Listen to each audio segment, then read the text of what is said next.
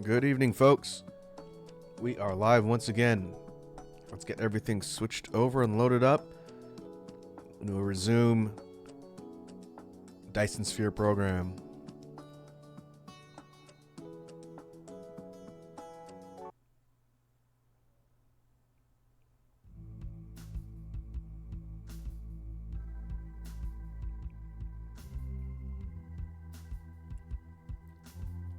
Alright, let me check the BGM volume real quick. Let me put it about there. I'll keep an eye on it. If I need to tweak it, I can tweak it. What's going on, folks? I see Red Dragon, Iconic, Capri Sun. Evening to all of you folks. How's everybody doing today? It is Thursday. The weekend is almost here. Thank Jeeves.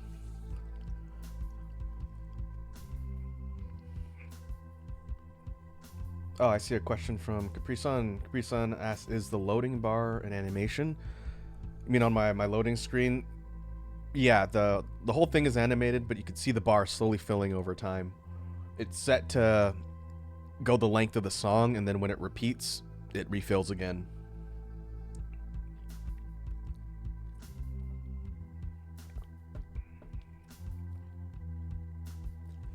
Red Dragon says Friday.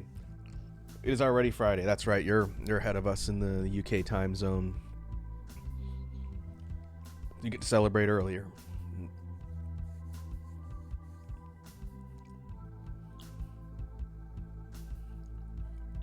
Gotta hydrate from Iconic. And a stretch from Capri Sun. Oh, working on my smoothie again. Alright. We are resuming our work on Space Beatopia. And I need to remember what exactly we were doing.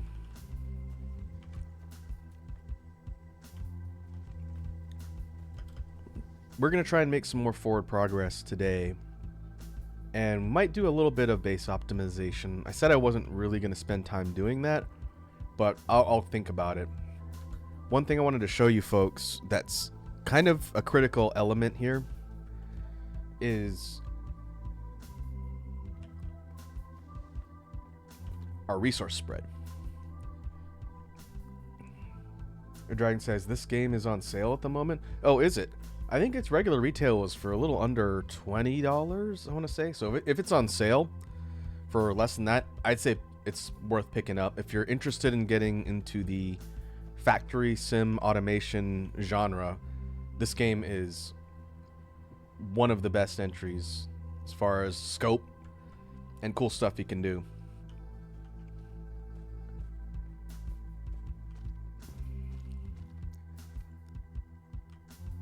Okay, let's look at the resource spread here.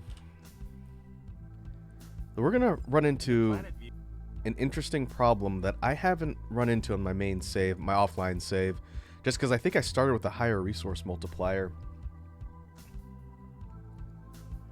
And that primarily is our 10% off. Well, that's cool. Pre-Sun says, weirdly enough, hate playing these, love watching people play them. I see, that's fair. I think these kind of games are fascinating to play and talk about. But it's definitely not something that I thought I would get into because it's very technical. But if we take a look at our resource spread here, our iron and our copper, we are eventually going to start running out of iron and copper, and that's going to be a pretty big deal.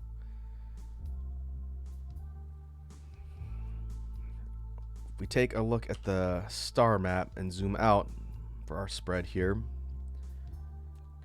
our immediate supply of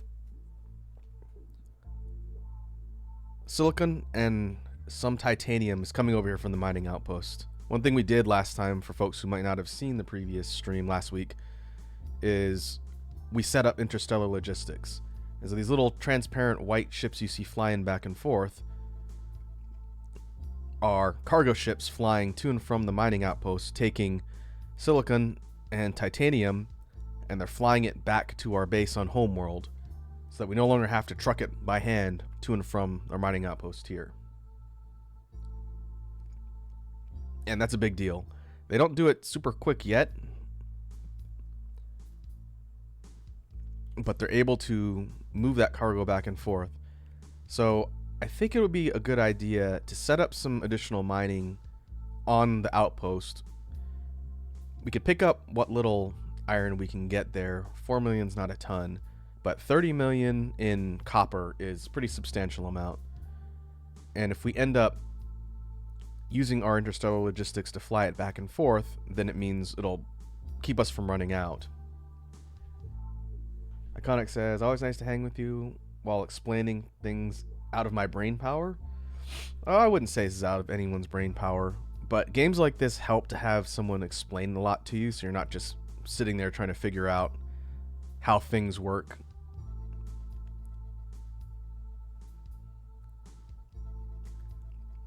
But I hear you.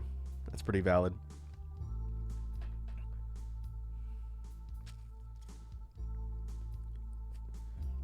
Pre-Sun says, mood, I am not very smart. I don't think that's true. I think everybody is smart in different ways. Kind of like the difference between wisdom and intelligence, if you think about stats. I don't consider myself very book smart. Most of my smarts that I had to learn over my life are more street smart, things learned through experience, because I'm not a scholar. My grades were very bad in school.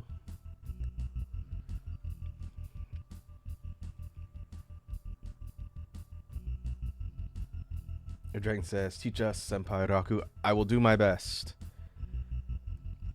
So one thing on the horizon that I don't know when is going to be our imminent priority, but soon we're going to have to take the fight to the dark fog. They're here in space continuing to build out their hive. We go to the main star and zoom in a little bit. They've got a pretty advanced hive here, and all these little dots in the rows, these are squadrons of fighters. So they're building up a fleet, and they're currently over here on the hot zone. This is a desert or volcanic planet, I think. And they're actively harvesting the resources from here to build their hive.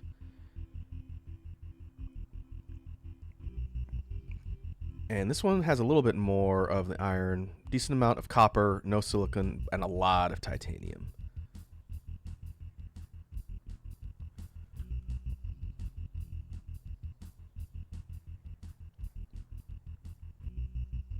Sun says, wow, that's a hot looking star. How hot do you think it is? Well, if you're talking about the one at the middle of our system, this is essentially the sun.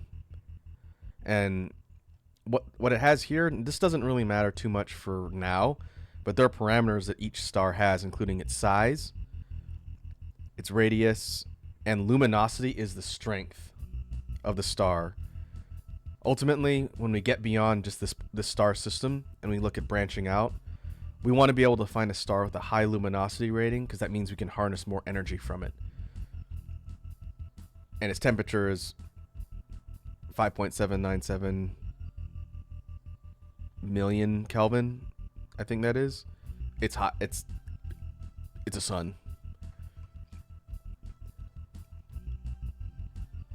And so to that end, we need to look at our tech level and start building up our research and everything, not only for the Dyson Sphere, but we're also going to start needing to get ready for combat, hence the title of the stream today. And we've not really been doing much combat because we kicked the dark fog off our planet. But if we look at the tech tree here, we've not really invested much down here. It hasn't been high priority. To that end, we're going to need to start sinking some research into these upgrades down here. These are drones. Right now we've got the prototypes, these little flying bots here. On the ground, if we have to fight the dark fog, they'll fly out and they'll shoot things. They're moderately effective. The next level up, we have precision drones. These ones are much stronger and faster, and they'll fly around and they'll also shoot things with more efficiency and more power than the prototypes. Each drone has its own stat parameters. Like these have a 200 HP durability. They do a base damage of 10 versus these ones have 150 and do a base damage of 9, and they're a bit slower. If we take a look at the tree going forward, from here it starts branching out into a stronger ground-based attack drone. These look like kind of more advanced little red ships. These are stronger ground combat bots.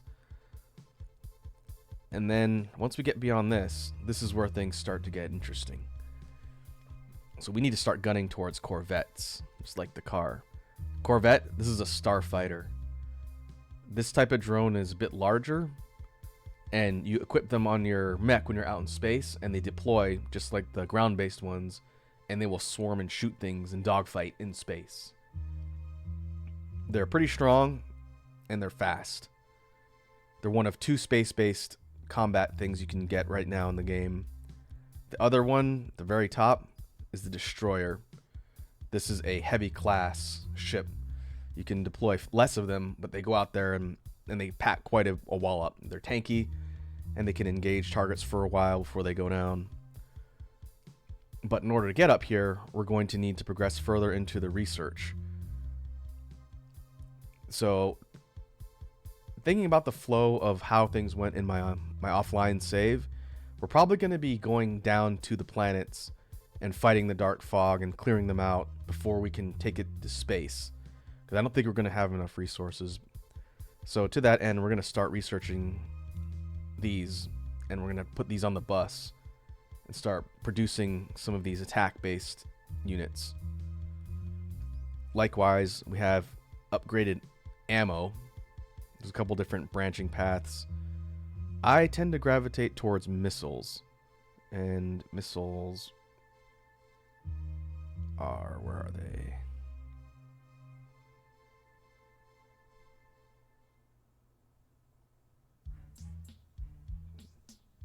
I feel like this layout has changed since the last time I looked at it.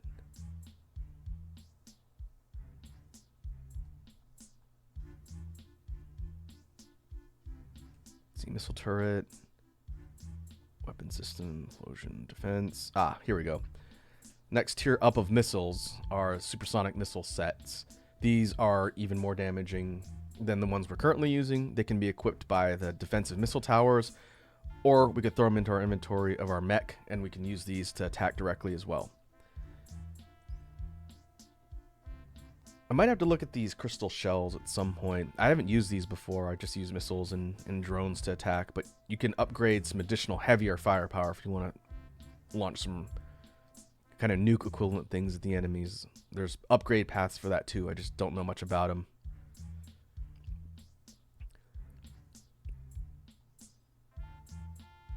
But in the meantime, we will queue up some of this research, and we're going to need to start moving through the yellow research tier here. Maybe don't need this one quite yet. Fusion may be a thing later, but for now we're okay. But stuff up here.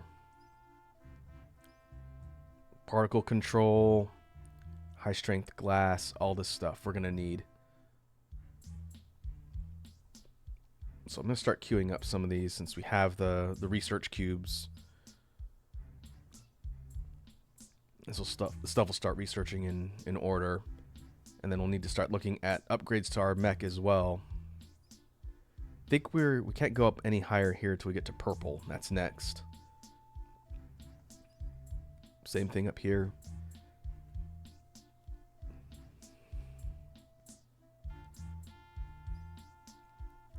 So a couple different avenues of things to upgrade. One thing I did get is orbital collection, gas giant exploitation. I think this is what I started working on. I did a little bit of offline tinkering to try and get us some progress before today's stream. Let's go take a look.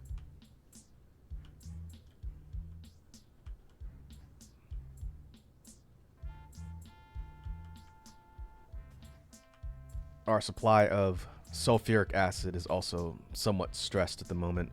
I think last week when we were doing this, we added some supplementary production, which has helped, but we do not have an overabundance of the metal alloy, or titanium alloy, which is feeding a whole bunch of stuff up here.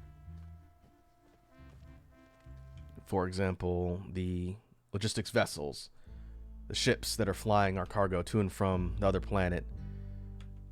These have stopped production. We hit our overflow limit here. The interstellar ones, these are also at a standstill, which is fine. But if we take a look at our list of structures, the next thing that would be nice to have is orbital collector. Probably not priority right now, but soon we're going to need to start building these. What these things that look kind of like a kind of wider version of the interstellar logistics station, these things get deployed on the gas giants. So what we have here, we have home gas. This is a gas giant right next to our home planet. It currently has fire ice and hydrogen. If we deploy those orbital collectors along the equator of this planet, they will just passively gather those two resources, and our logistics ships can fly by and pick them up and then take them home. And those are two commodities we're definitely going to need. Fire ice is used to create graphene much more cheaply than the multi-component version we're using right now. And hydrogen's pretty handy, but we're not really hurting for hydrogen. In fact, we're probably going to hit a surplus at some point. But both of those things get collected from here.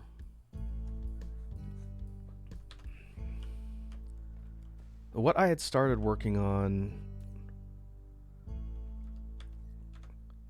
is the device here called an energy exchanger, which I don't use a ton in my playthroughs so far, but these structures basically do power conversion, and you need them in order to get the materials for the collectors.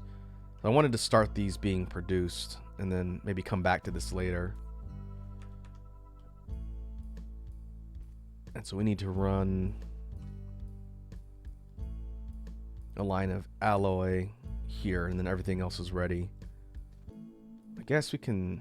No, we can run it from this.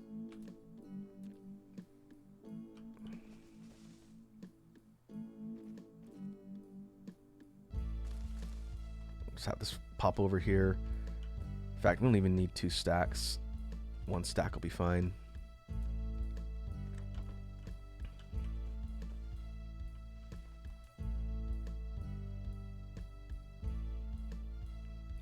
And we'll come back for those.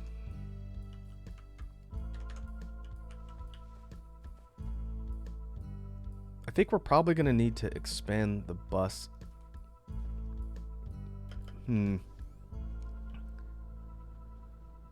At least out somewhat into the ocean. And the reason for that is because there's stuff we need to construct centrally here to use as we proceed, including our offensive weapons and everything else. So we're not quite to the point where we can phase the bus out completely. But let's see. In order to produce these, we need the prototypes. We need electromagnetic turbines. We need circuit boards, and we need these things, photon combiners. These are important. There's a whole bunch of things that require those photon combiners.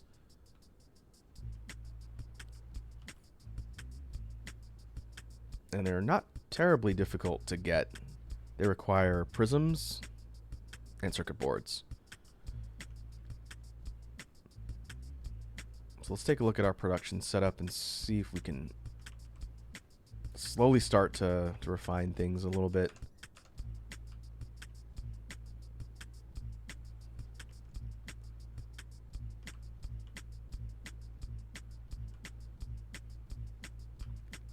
One thing we talked about in the stream last time was how a lot of the production is kind of spread all over the place, because that's the way our base was set up before we got the planetary logistics, the ability to shuttle stuff around our base just locally.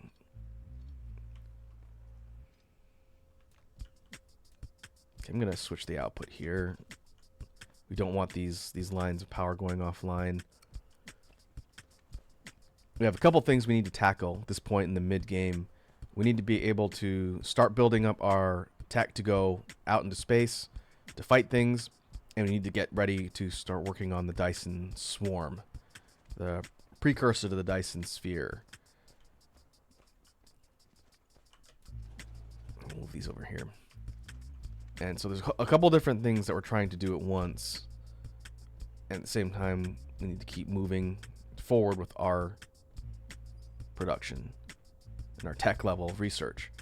So information matrix, purple cubes, is going to be our next immediate goal. Because a whole bunch of research upgrades that are going to get us into space come from purple. But we need to get all these other components as well. And I'm hoping we can set things up that are going to be efficient to do this. Learning kind of what I've learned from my other playthroughs.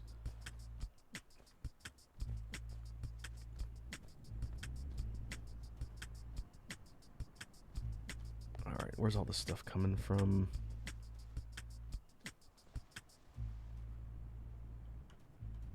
These are for magnetic rings. That's right, yeah. And these were, what are these feeding? These are feeding the main bus.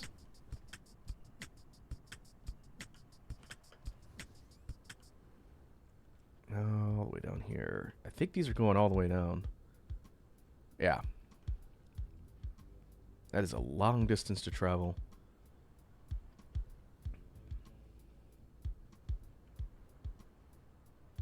And I just realized a lot of these belts and stuff aren't upgraded.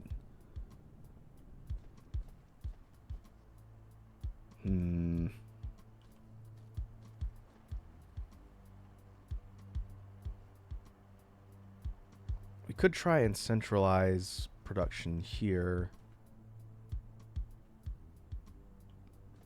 Let's see, I gotta look where everything's connected, because if I disconnect something and it screws up the entirety of my production, then that's gonna be bad.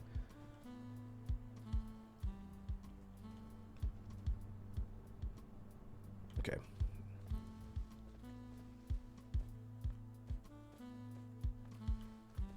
What we could do... I'm trying to think. I didn't really give much thought into how I wanted to start restructuring things before today. We could either start ripping all this stuff out to make space, or we can build up our production off-world and sort of just avoid that whole headache by relying on things being shipped over from the nearby planet, which we're talking about doing anyway. Oh, so we got a save reminder from Iconic. Good idea.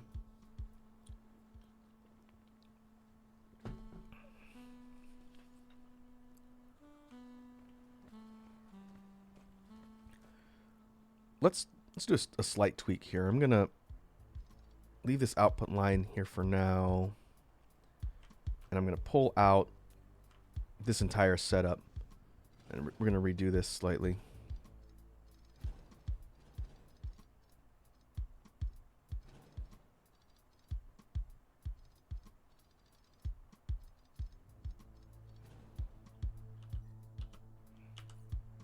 Okay, yeah. Threw everything into my inventory.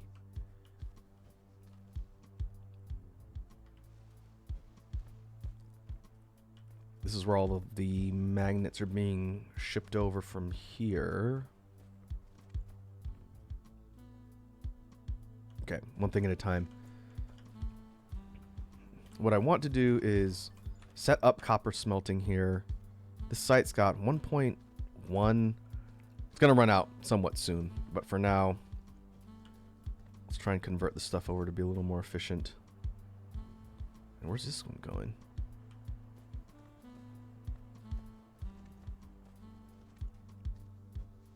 Oh, it's going all the way over here.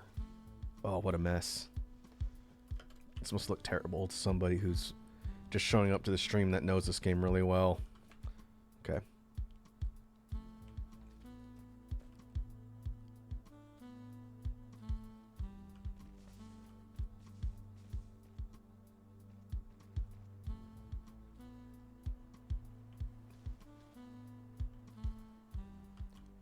Let's...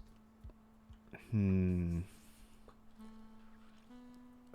of surprised that only one source was feeding the line for those magnetic coils. Unless it was this one too. Oh yeah, it was. Okay. This is an auxiliary line. They're coming from over here.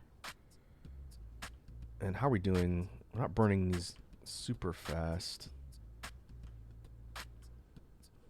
That changes my mind a little bit. I thought this was a primary source, but it's not. Okay. I'm going to slightly change what I was going to do.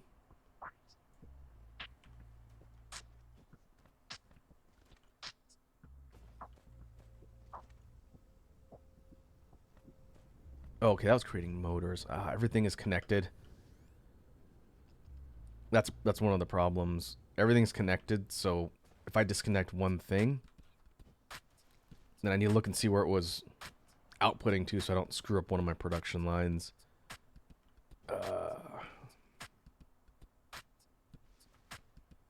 Okay, I got a better idea. Let's see if this works. Set up smelting here.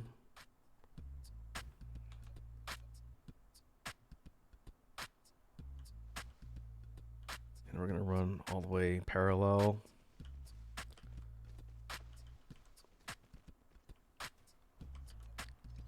Let's start deleting some of these. Try and clean up as best as we can.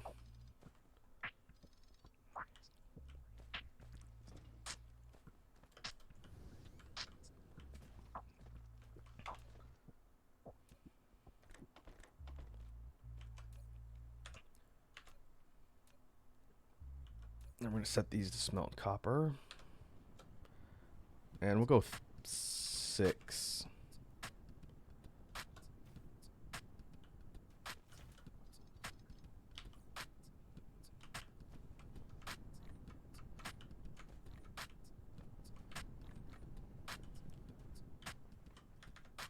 And we're going to have these feed over here. Whoop.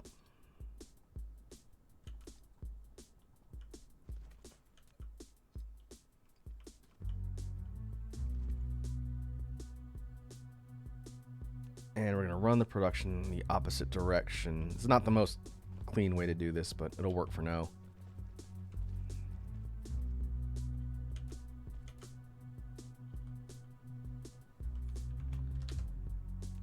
And I want these to connect over here.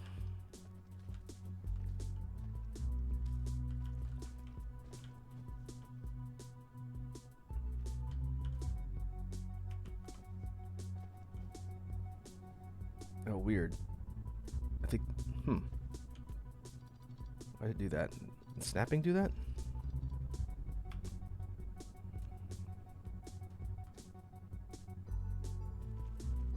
Yeah, well, that was weird.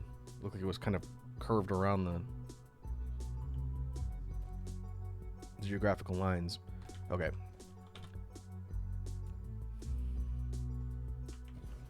So what we're going to do is have these producing the magnets, and we're going to run them over here, the opposite direction.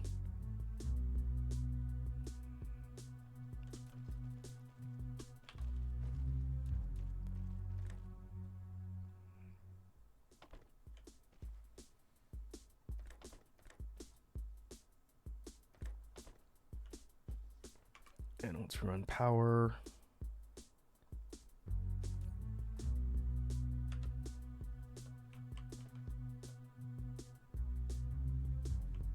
I think it would fit 4.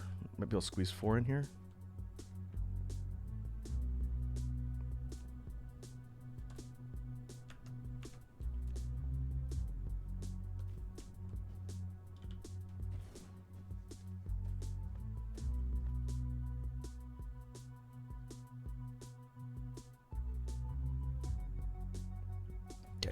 and we're gonna set up like we did last time. We're gonna start having stuff get shipped over to these logistics stations. So not only can we have a supply, but we can start sending that supply in wherever we need it and not have to run belts everywhere.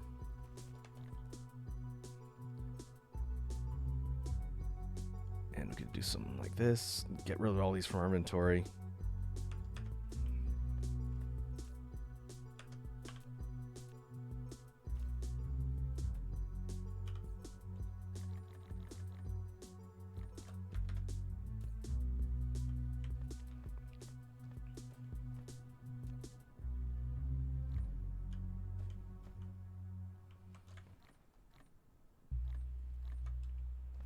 I think what I did in my offline save, once I had the logistics researched, I basically started having every component that's produced from a raw ore.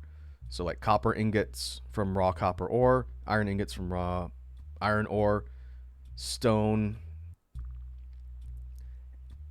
let's see, magnets, which are also made from raw iron, and I had all that stuff being produced in one spot and being sent over to logistics stations. And then from there, I was having this get shipped off to a production site to do all of the components, and all that going into the bus. But that required a massive overhaul of everything at Base Central, which took me a few hours. And so I'm kind of trying to split the difference here and not do that, since it would take a while on stream. I don't think anyone would be super entertained by watching that. So we'll see if this ends up being more efficient in the long run.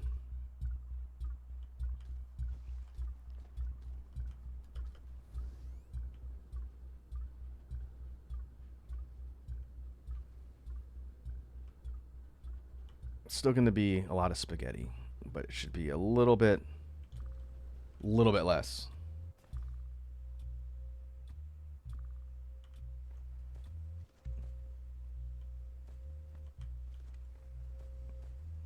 All right, so here's the line that's feeding the motors.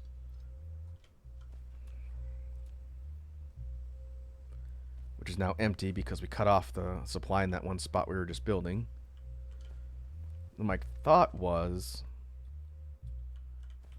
if we throw a receiving logistics station over here,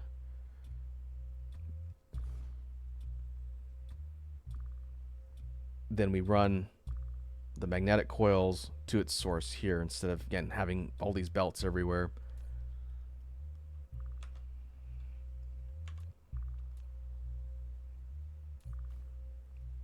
Man, we're under 50% energy consumption. That's fine.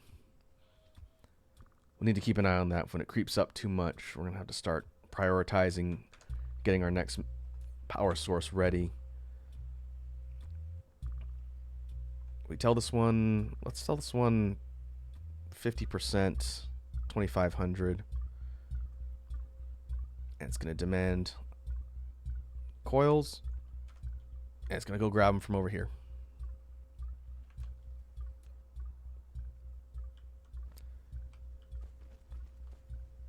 In order to get the motors up and running again, we'll have output running from here.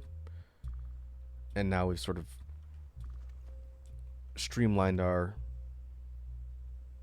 output a little bit, and you can see them flying back and forth. They'll keep sending stuff over here, and these will be off and producing again.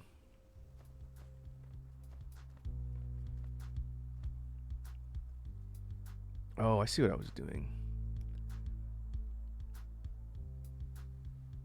I set up another line here for more motors. But I don't know if I have enough space. I could have stuck this a little further back. Well, it's fine. Instead, let's do this. Since these are running from... This one's running from its own source. And this one is split off of that, the gears. We're going to get rid of you. And we're going to have you running up here. So Now this station is going to start storing iron ingots that are being pulled from up here. This spot right here is where these are being smelted. So now this station will start stacking up iron as we need it.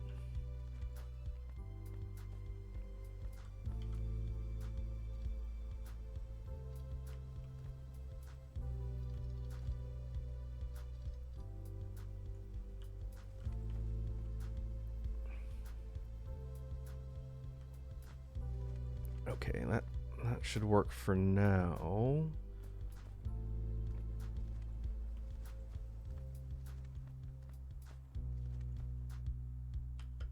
Let's see, where else can we start centralizing our production? All of this stuff. This stuff is completely stopped. This was feeding the bus, I think. What's up with all of this stuff? Oh, what a mess. So this line comes out from here. I remember we had to push everything over to this spot. Yeah, this is feeding the gears on the bus right there. But it's backed up because we're not currently using gears for anything that's being produced at the moment.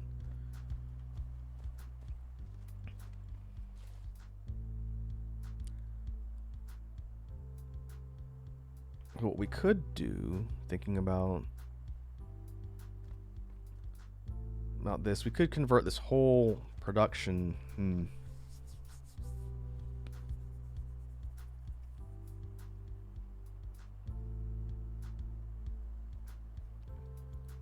What makes the most sense?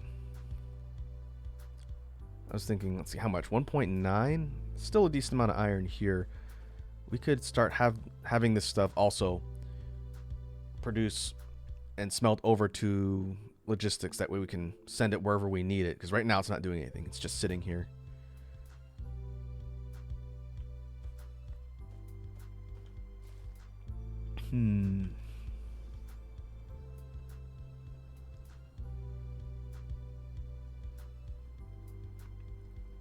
Oh, it's such an eyesore.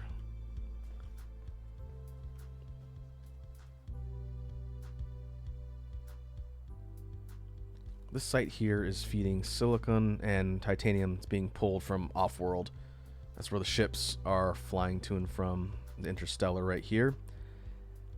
Ultimately, I'm probably going to have this thing pull iron and copper from wherever we set up bases to mine that. But for now, I think we'll just leave it. Steel is something else I need to keep an eye on. A lot of things take steel, and we're not using a ton of it right now. It's very slowly getting depleted, but we're going to need better production for steel, or at least more of it.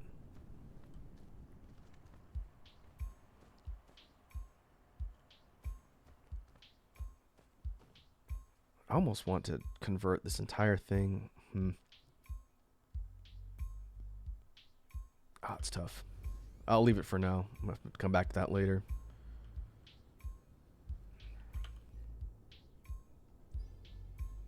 Let's research these Casimir crystals. These things are a pain.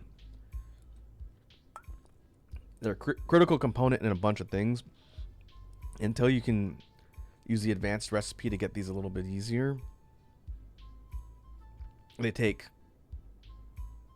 a bunch of really expensive things, including hydrogen and graphene, but we're going to need it.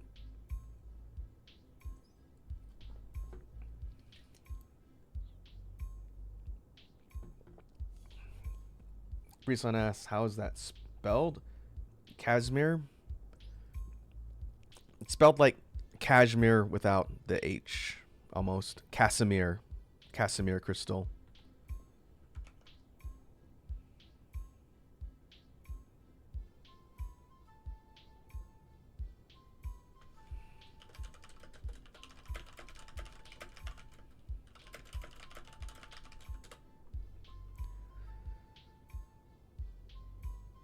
Yeah, I think I'm gonna think about how I want to tackle that when we get there, because you need it to create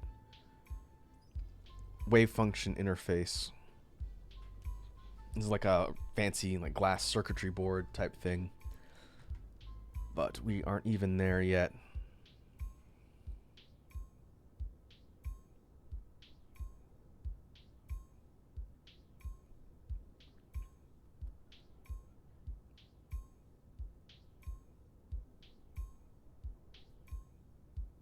Iconic says Cashmere. I prefer cash now.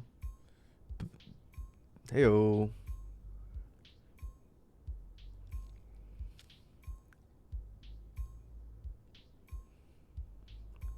Okay.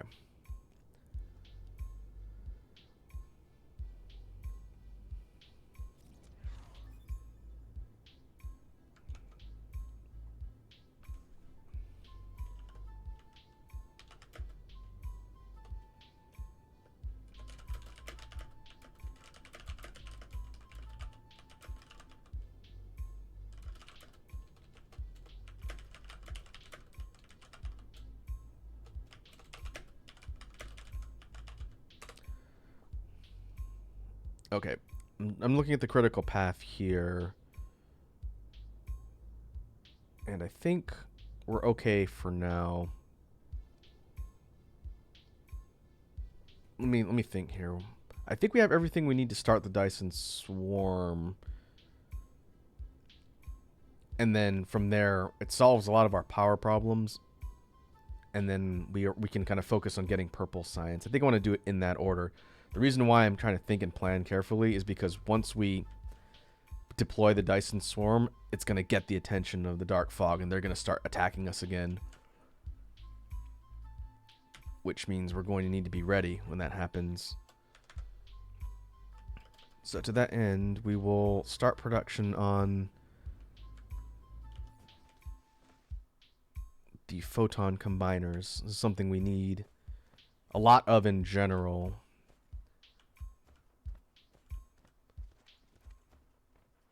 So let's see.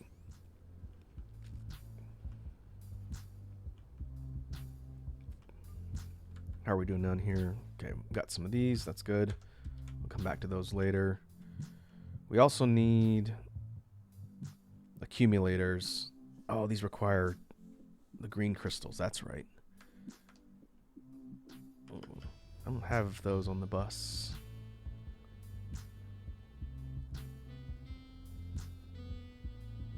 We did start accumulating those somewhere. I think they're all the way down here. Yeah. Here they are.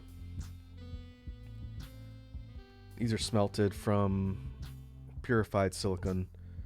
These are only used for a couple things, but they are kind of important. Maybe we can... Let's see. What else does accumulators require? Oh. These supermagnetic rings. That is another key ingredient that we need to be able to produce a lot of. A bunch of things take those. They need to be on the bus as well. In fact, they should probably go up here. Okay.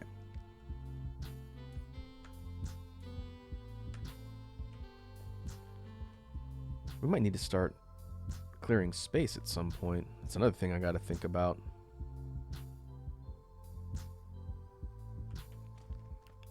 Okay. Let us go pop over to our other mining site. Do a quick sidebar to set up some additional stuff there we're going to need. Might as well do it now. In the meantime, let's see if we can upgrade any other things that'll help us. Auto reconstruction, energy shield. That's going to come in handy once we start fighting things. It's basically our life.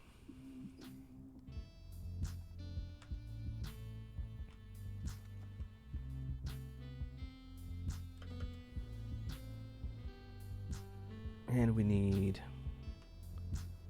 prisms and circuit boards. So where is our stone? I know it seems like I'm jumping around a lot as far as what I'm doing and what I'm talking about. That's kind of the way the game goes when it comes to figuring out your priorities. You kind of look at the tech, figure out what your next immediate goal is, figure out if you're being attacked, and kind of juggle a whole bunch of different priorities at once. And then once things become automated, it gets a little bit easier.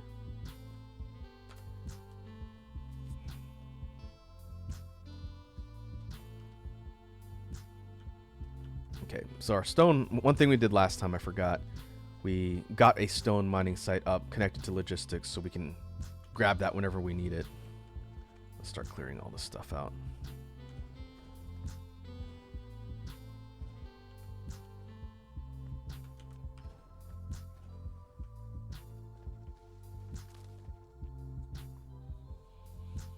Hey, Lava King's here. Lava King redeemed a Rakufaktu. What's up, Lava King? Welcome to the stream. Let me pull up the list and see. How was judo? It was judo day, right? Thursdays? Hopefully you escaped without any serious injuries. I say that because you seem to be injured a lot.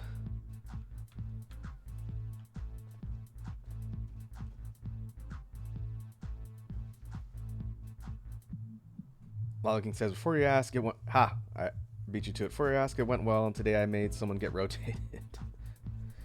What do you mean, no, I don't?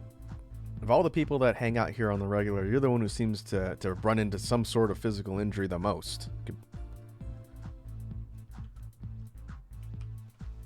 I just calls them like I sees them. Alright, let me get the lists. I'm going to have to come up with a fact.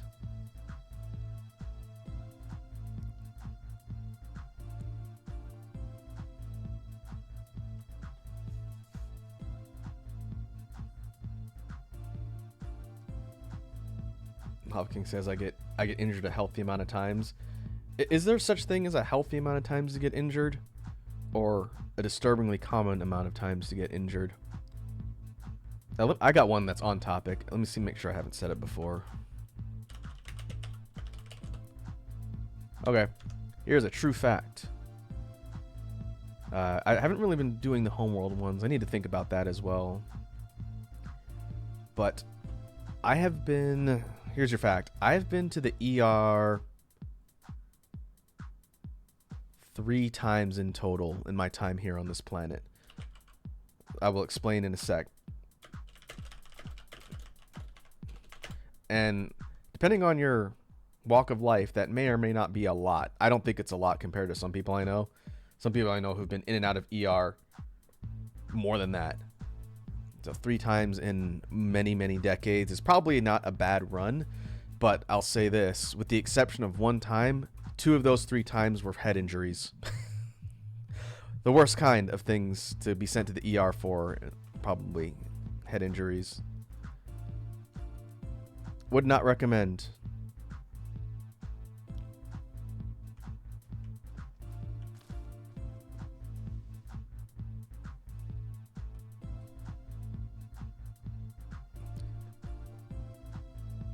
Okay, let's see. What was I going to do? Okay.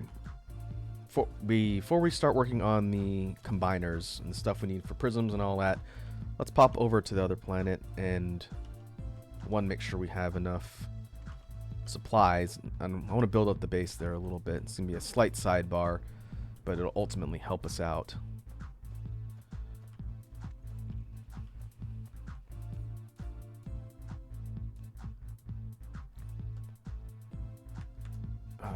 We'll just dump stuff in the chest of shame over here. Clear it out of our inventory.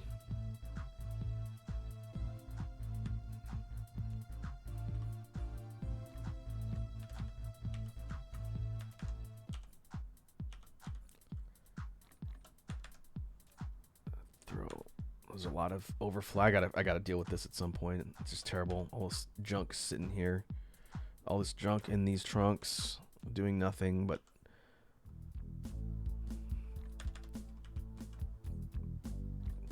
taking up space.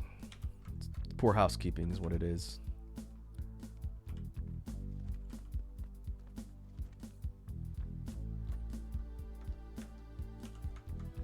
And interestingly enough, on topic, since we were talking about ER trips, I did tell the story of one of those trips.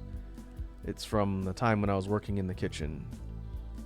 on my YouTube channel where all the archives and clips go from our streams, there is one on there. It's like, I think it's like almost an hour long, maybe like 40-minute story.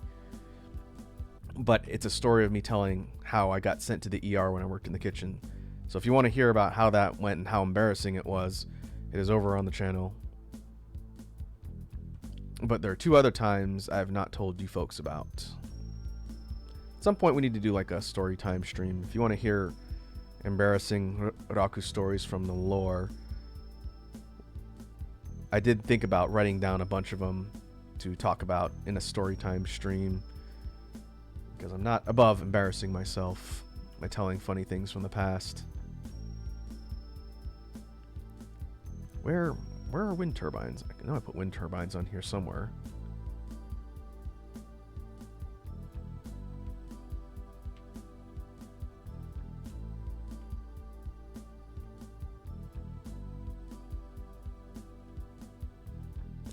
Guess I'll just dump them somewhere. Huh. That's weird.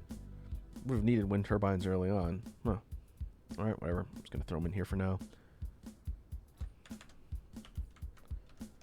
Alright. So what we're going to do is we're going to go fly over to the outpost, and we're going to... In cruise mode, you can fly the mecha to different... We're going to get some supplementary resources that we can fly over here.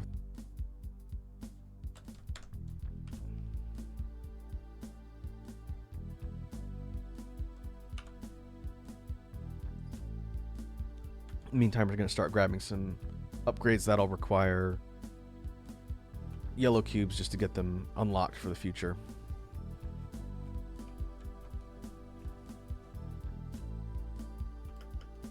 Oh, there's more silicon.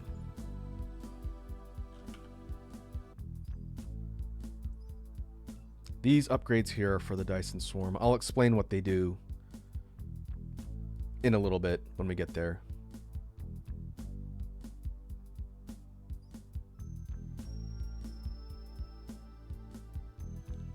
Grab some of these other ones. Oh, I didn't realize we had this. We can upgrade our vertical construction. That's pretty important. And our carrier engines. Oh, there's a lot we can get down here. Whoops. I should probably look at this sooner.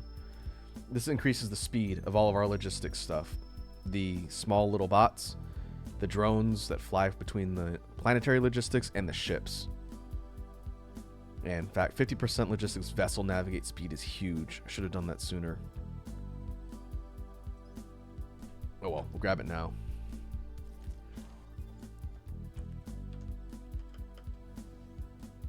Okay. So this particular set of iron veins has 4.5 million. That's not bad. But where's our nearest power source?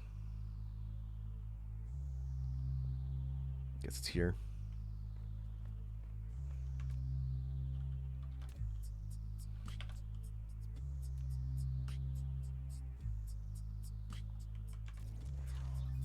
We're going to set up some mining and smelting here. You've built a signal tower. And we're going to pull all this stuff over to logistics to be able to ship out.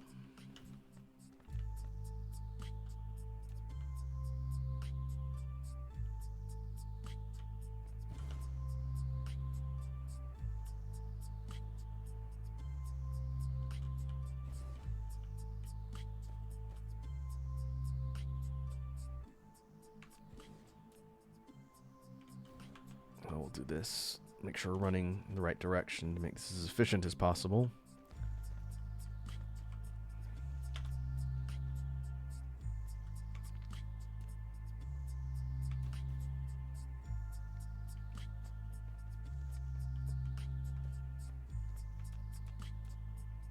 And we'll run the output right here.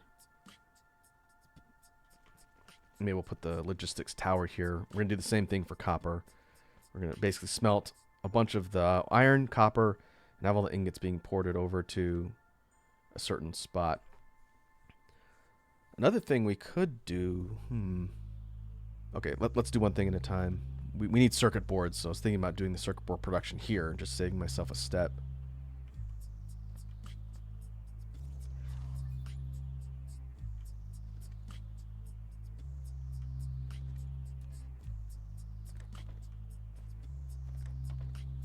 Oh, Lava King says, sorry, my dog's acting crazy. To respond to your question, at least 3 times a day, 7 max. If you're talking about how many times you get injured a day, I would say that's a lot. If that's what you're talking about.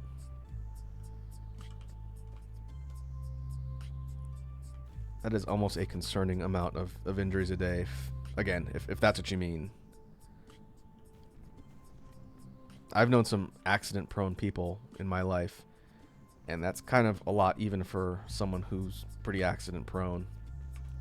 But feel free to clarify.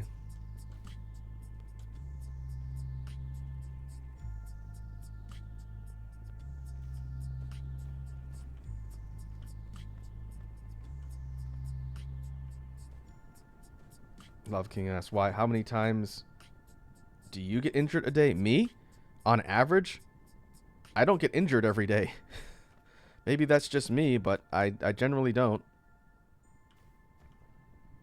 I see Red Dragon's taking off. It's almost 2 a.m. Alright, dude. Have yourself a good night. Get some rest. And I will catch you later. I'll mention it again in a bit. We're going to be back this weekend on Sunday. I gotta think of the right day. We'll be doing more endgame grinding in Monster Hunter. But, again, get some rest. And I will catch you later, my dude.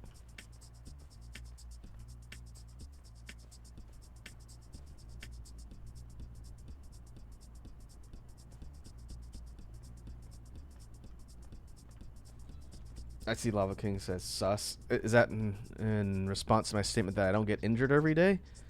I guess it would depend on what you consider an injury, but something that is substantial physical damage, I could say I definitely do not have that happen to me daily.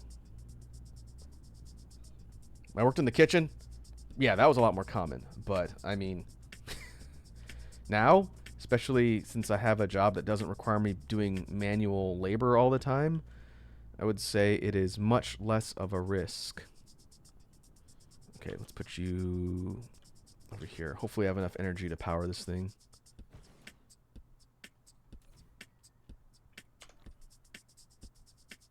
Yeah, we're good.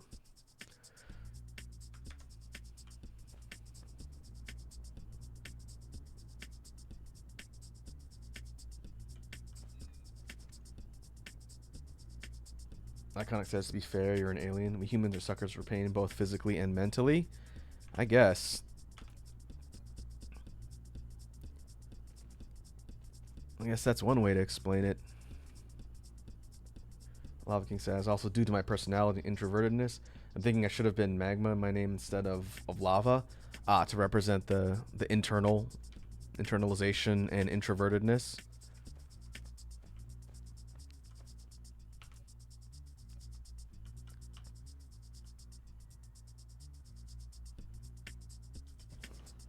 I'm not saying change your name anything, but as far as personal lore goes, you can do whatever you want.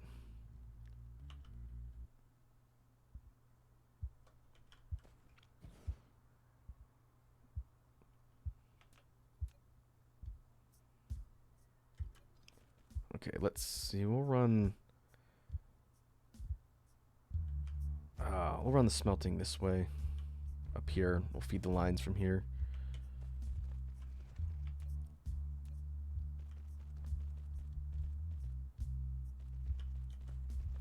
And we'll have the output going this way to the logistics station. I got a couple ideas for some things that'll help a bit. We'll see just how much. This will be an experiment in efficiency.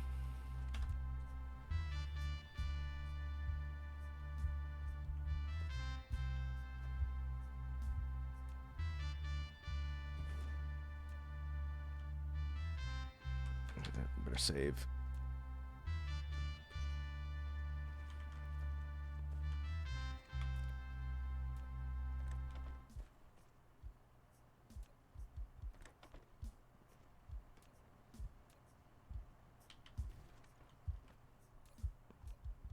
So we want the smelting. No. Smelter, not an assembler. That's entirely the wrong structure.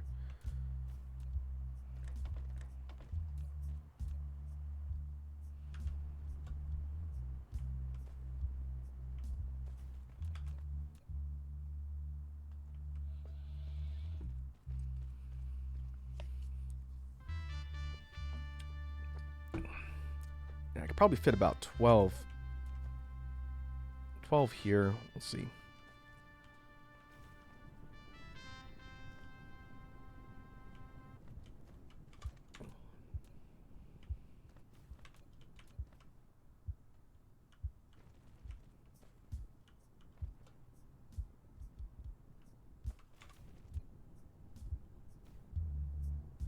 Yeah, in fact, we might be able to do 15 of them.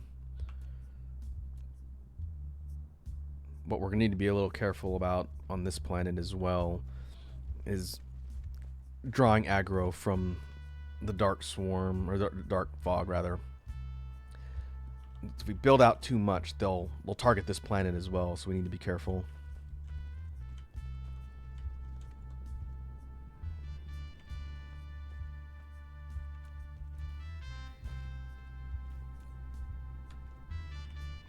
And also looking at the power draw. I think we're still more or less alright here.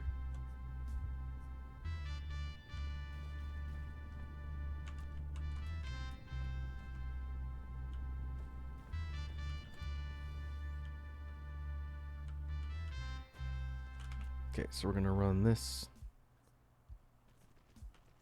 over here. And now this tower, in addition to the iron, is going to start picking up copper as well. And if we take a look at the map, is there anything else nearby? There's... Oh, I buried it. Might have to unbury these. There's just some more copper up top here near this power station.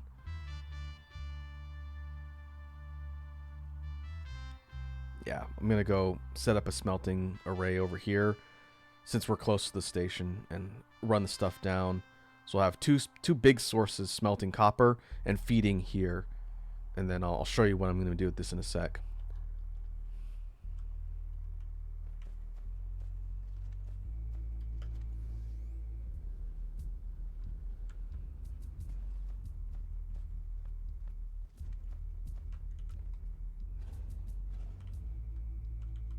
So these... we'll unbury these.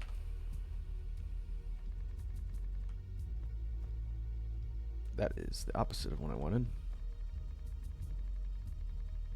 3.7. It's a decent amount of copper.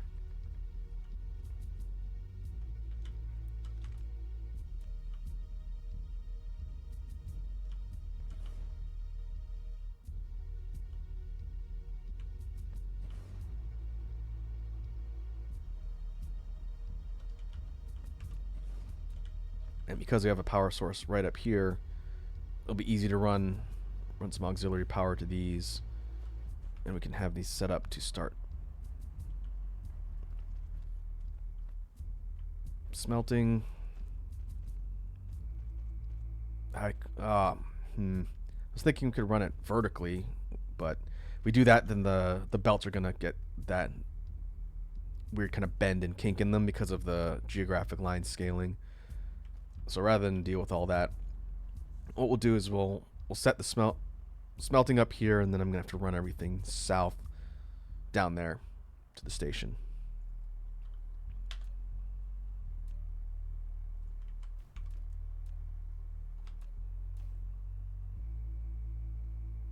Should have grabbed more belts.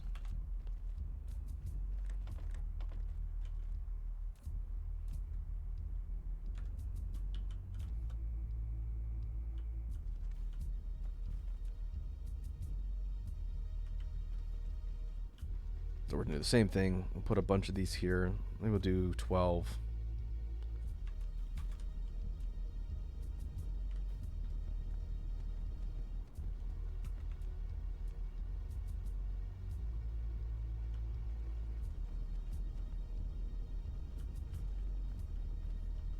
I'll just keep running these to this side and having everything ship output wise to the left. And then we'll pull everything south once it's done.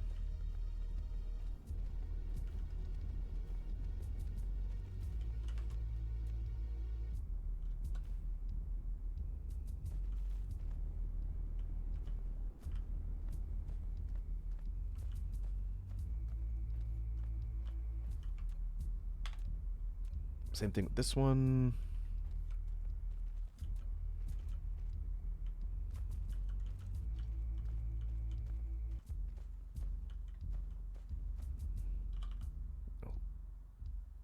We'll go diagonal. Save a little bit of belts.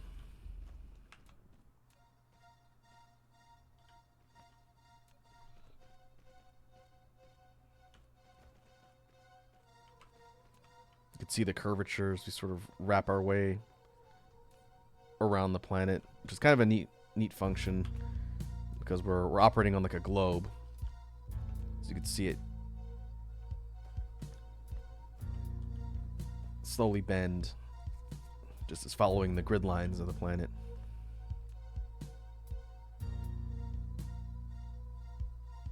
I'm gonna actually, let's pull this one back. We'll go further down here.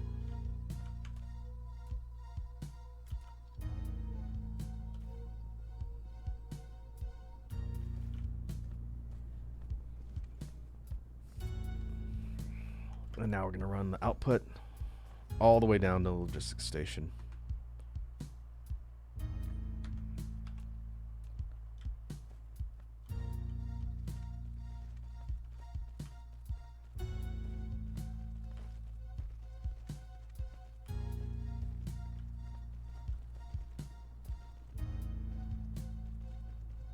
We're going there.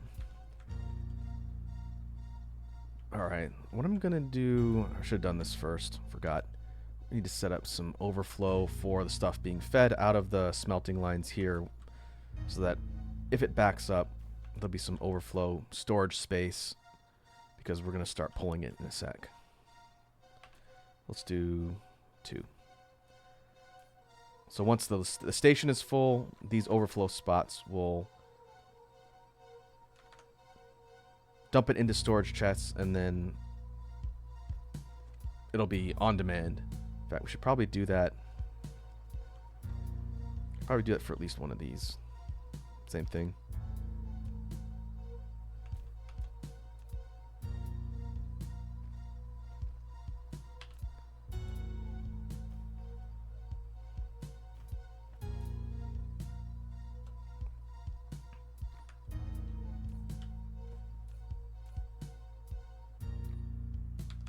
Okay, so the station is pulling in iron and copper. That is good. That's what we want.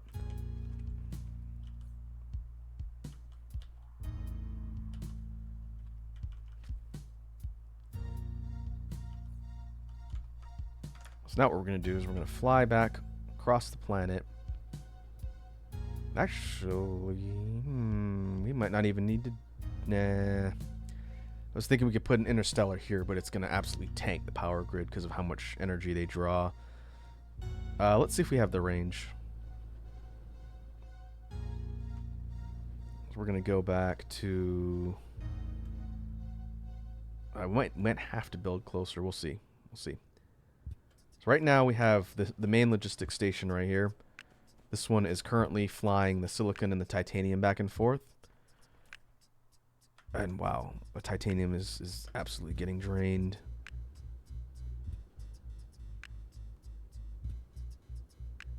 Okay.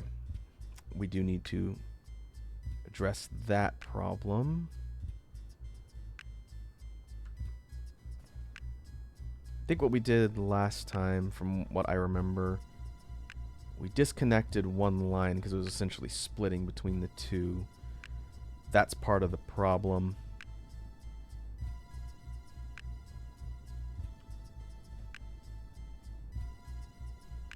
How much was it splitting, though? I wonder.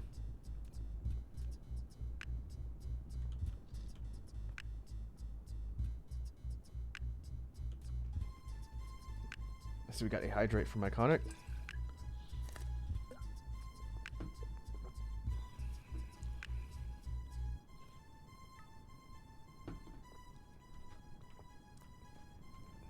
I want to see just how much it's going to split the input to have 2 lines. I think we had 3 initially, and 3 was basically just splitting it out so much that there wasn't enough of the raw titanium ore for the output to be significant in any capacity.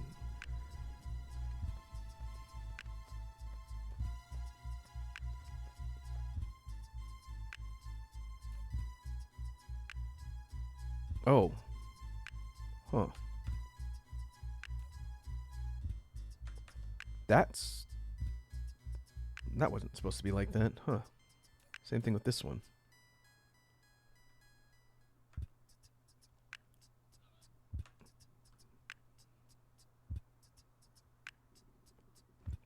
I thought I fixed that. Oh well.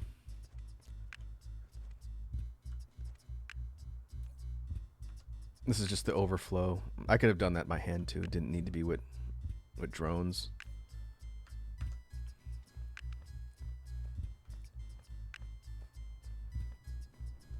But let's see, with 2 lines, which is producing a bit faster now.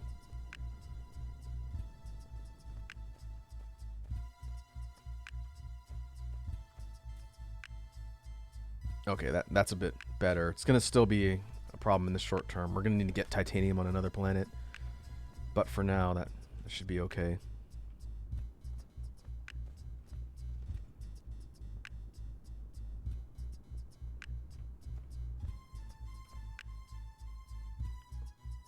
Huh, what's up with the... I wonder if it's because it's splitting or... Well, let me see.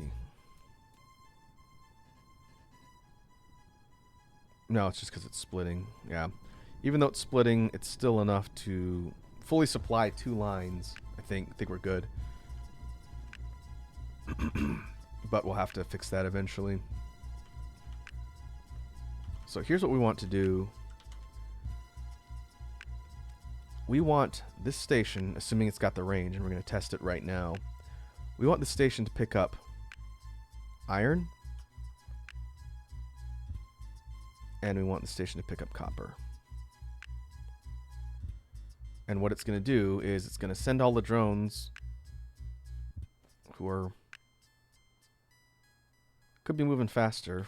It's another reason why we want to upgrade the logistics carrier engines when we can, because that's what it affects.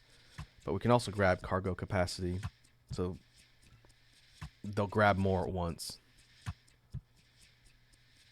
And van utilization means we have more efficient yield off of raw resource nodes, which is pretty important. But now you'll see with the bots that are flying back and forth, they're going to start accumulating the iron and the copper for here in the interstellar logistics station. And the whole reason why we're doing this is so that we can make this accessible to our homeworld. So if we set up one of these interstellar stations on our homeworld and we tell it to demand copper or iron, then this station here is going to start sending its ships with the cargo back and forth, and we'll be able to get more.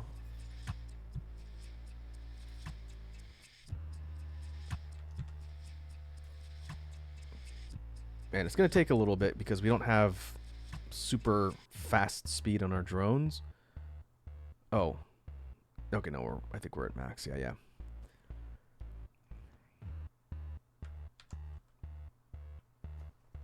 And let's see, what's in the immediate area? Stone, copper.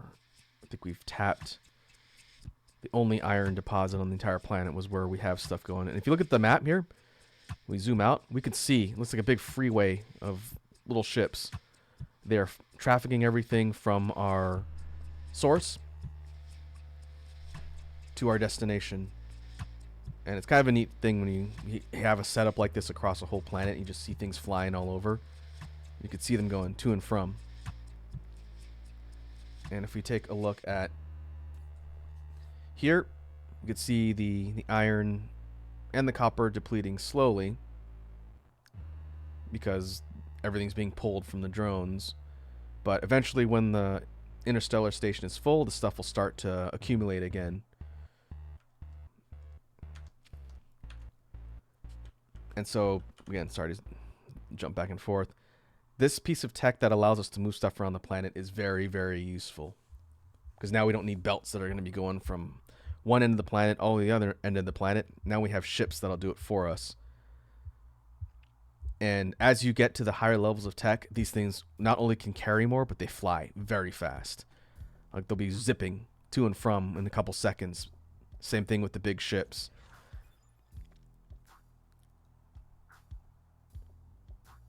And so that's going to help us out a bit.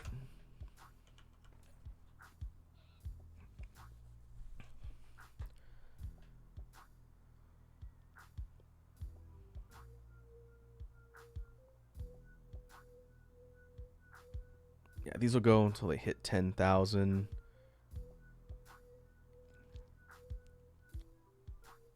One thing I was thinking, I mentioned this when we were setting up that mining outpost. I could pull some of the iron and some of the copper, or even set up smelting here and just do it locally, and craft circuit boards and ship those home too. That might not be a bad idea because we need them. And we're kind of running out of local spots. We can make those back on Homeworld. And we have an extra spot down here. Each one of these interstellar logistics stations can hold 5 different resources that they can move around the planet or between planets. And I think I want to do that. I think we're still okay power-wise. Yeah, we're fine.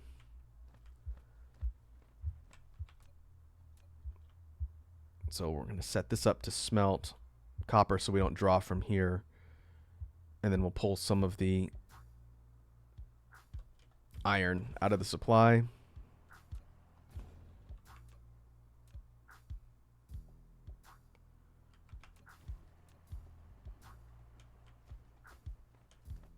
And we're going to set production for circuit boards just right here, and we're going to have the output go straight in here.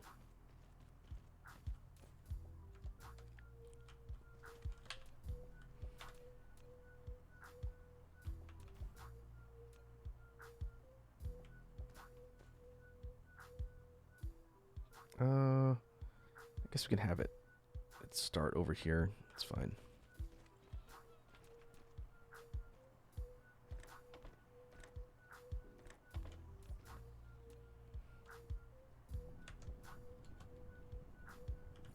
And maybe we do 2 more.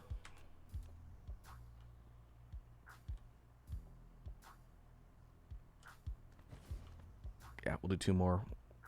We'll load up here and have all the stuff feed.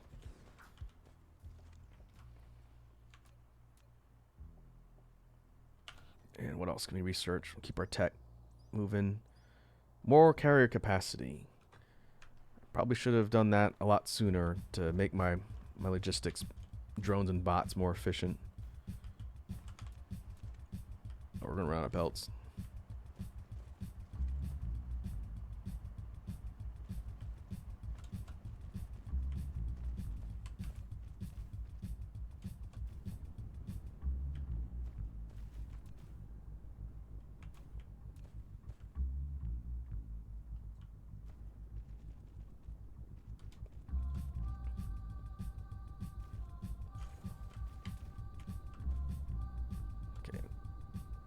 Do this, and then we'll run the last one up here to make sure these are getting enough of the ore.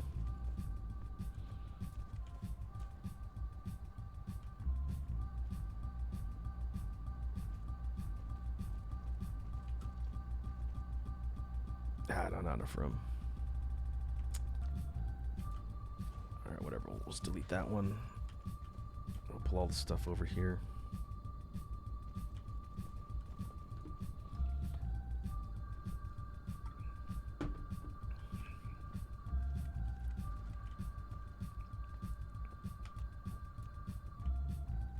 And now we're going to run over here. I might have to go back and get more belts. We'll see. Yeah, I'm definitely going to have to run back and get more belts.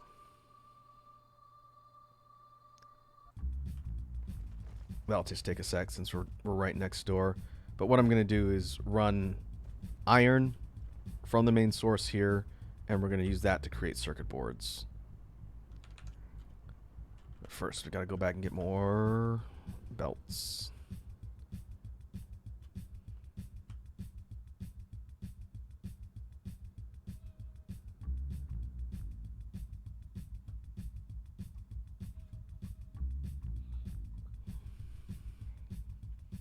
And probably more fuel too. Yeah. I'll grab that while we're here.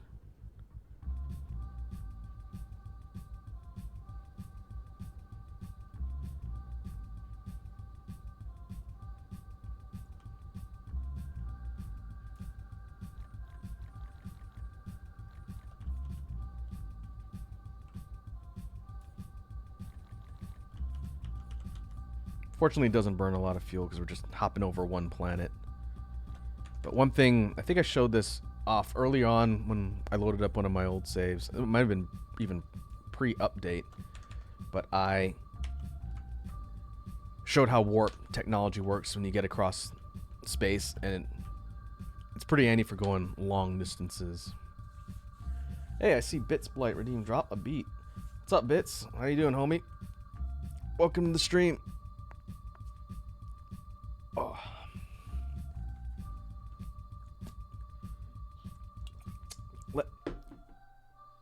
Let me go and pause LibbyGM.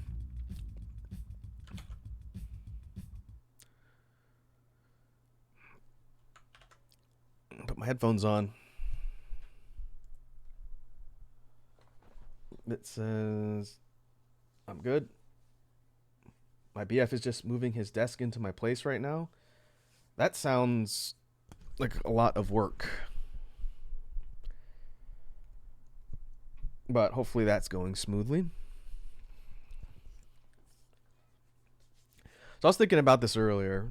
Just a little bit of a story from earlier in the week. I think I've told you folks at some point that I play an online D&D campaign with an old friend of mine. And the character that I play in the D&D campaign is a dragonborn bard. He's a big blue dragonborn bard, and through a bunch of plot-related things that happened to him, he was corrupted by this mystical relic, and it affected his songs. And the songs that he obtained from this forbidden power are beatbox songs, so my character beatboxes is part of the D&D character and campaign. And there was a pretty big arc we went through in our session this week that involved my character going through a trial and having to do a bunch of song stuff in order to prove himself to these people. And as part of that whole arc, I told the DM, I said, I'm going to write something that I want to perform specifically for that thing. And so I want to share that with you guys. It's a short routine. It's a mini routine. But this is what I did during the campaign, and it kind of surprised a couple people who hadn't seen me do it before.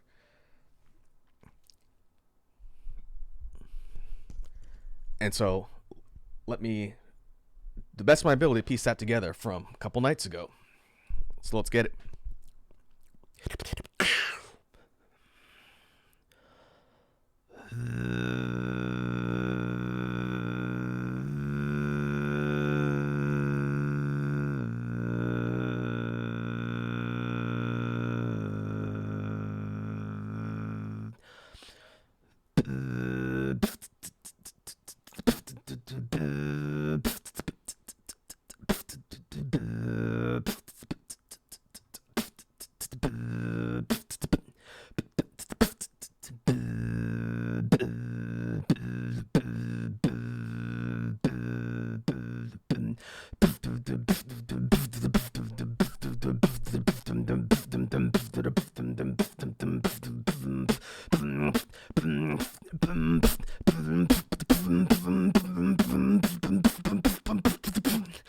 Earth shaker.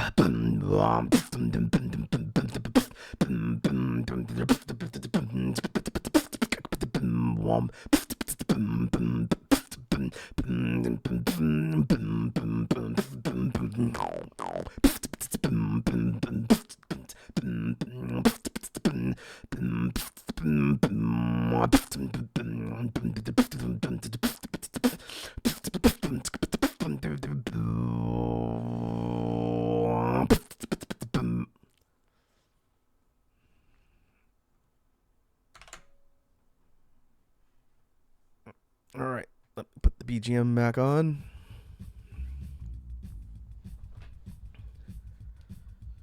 And so the name of that one, in case you couldn't tell, that one's called Earthshaker. And I kind of want to build that one into a bit more of a kind of complete routine with maybe more than one drop. But that was a fun one to kind of bust out. I've been practicing it during the week and kind of thinking about what I wanted to do. And it, like I said, it ended up surprising a bunch of people on the, or at least one guy who's new to our group who hadn't seen me do that before.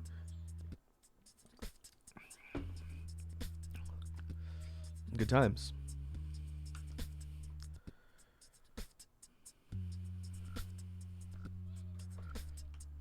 I think like a drop switch up to something like a drum and bass breakdown would be fun. I thought about doing that too.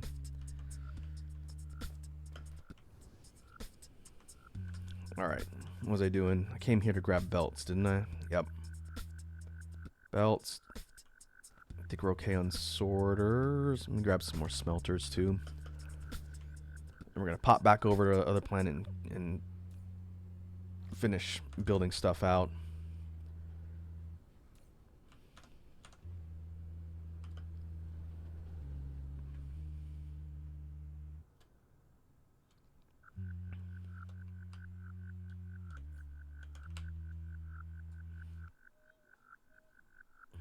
Now, I don't know if you've seen me stream this game before, Bits. I feel like I haven't talked to you in a minute, but in case you were wondering what this game is about, since it's a little bit different from stuff I've streamed here in the past, Dyson Sphere Program, the game we're playing here, I've been playing for a bit. I think, what are you, a little less than 30 hours in our save here. The whole point of this game is you're a mech that's sent to a world with basically no resources, and you have to accumulate resources and build a working factory and upgrade your levels of technology to the point where you can expand into space and eventually harvest the power of a star. We're here in a planetary system that's procedurally generated, or I guess it's seed based. And so we're here on Homeworld where we started. We're on a different planet where I've been working on a separate base for mining stuff, but our home star here that we try and harness eventually, the power of a Dyson Sphere, is here in the middle. In addition to researching and upgrading our tech, we have to deal with a hostile alien presence, the Dark Fog. They're basically these enemy robot creatures that also spawn in your system and start building up their own base. This is a hive right here, and they will attack you throughout the game. And where we're at here, close to the mid-game, we've kicked them off of our planets we're working on, so we don't have to worry about them right now. But eventually, once we start building our tech up, we're going to have to go out into space and Star Wars style take out this hive in order to completely eliminate them from the system. And so the scope of Dyson Sphere Program starts small on a world, then slowly branches out into different worlds within a system, and then you zoom out to the galactic map, as it were. Each one of these different colored dots is a different system of stars and planets. So we have different planets with different resources and different clusters of star systems all over. So there's a lot. There's a lot to do. And we're trying to just make incremental progress every time we stream it. It's a really cool game. It's early access. It's been in early access for a while, actually. But it's been fun kind of sharing the ins and outs with all of the folks here and trying to explain how stuff works and learning, since all that combat stuff I mentioned was new in a recent update. And the game is actively being produced right now. Developed, rather. They gotta be getting close to their official launch. It's gotta be coming up soon. And I'm curious to see what they implement as part of the official release, because this game's been in development, early access, for a few years now.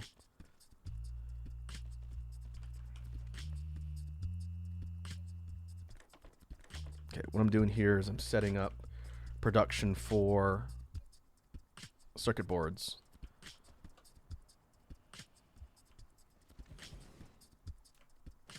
And we could probably set up a bunch here, maybe 9.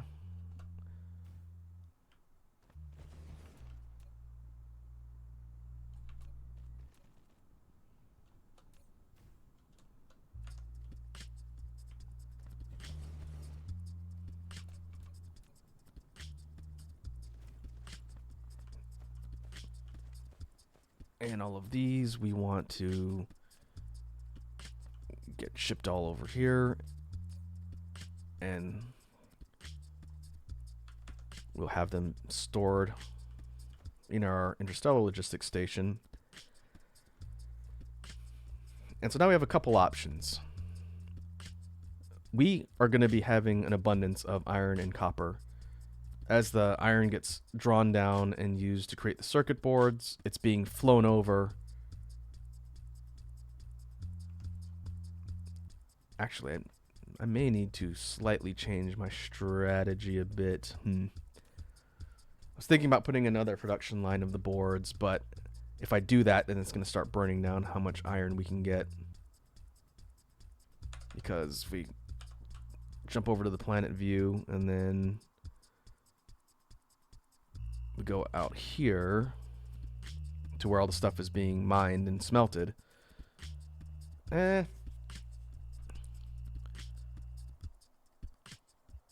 It's not being depleted that fast. I want to say it's being kind of depleted a little bit faster than it's being filled.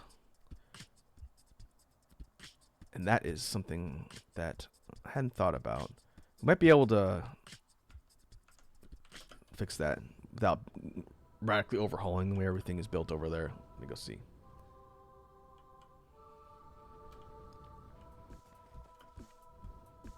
Lava King asks, hey Raku, you remember the N64 era of couch co-op, right? I remember the Nintendo era of couch co-op. So, but you know, not to sound like a smart aleck, but yes, I remember the generation of couch co-op before the N64. But I never had a 64. Just for full transparency, I never owned that system. But I knew some people who did. I remember playing a lot of Smash Brothers. I played GoldenEye. I played the 3 games I played primarily through other people on 64 were Smash, GoldenEye, Perfect Dark.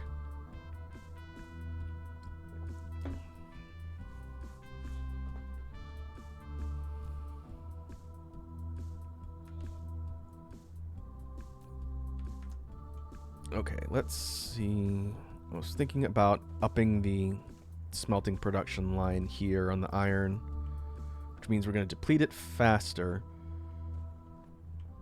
but we'd accumulate it faster, which is the whole point. So let's do this.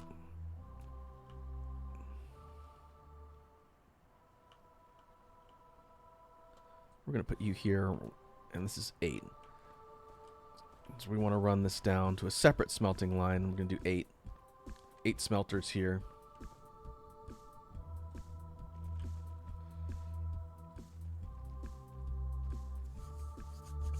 Iconic says, love me the 64. Crunchy 3D for the win.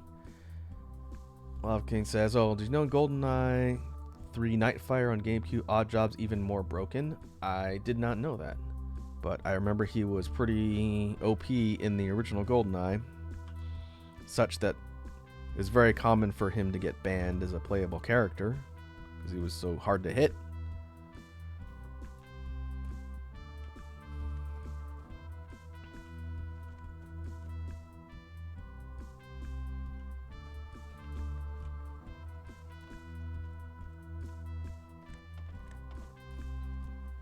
Okay, I want this to smelt as well.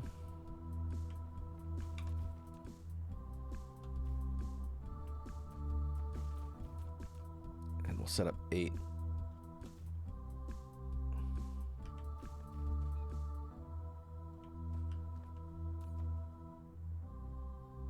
And so what we've done is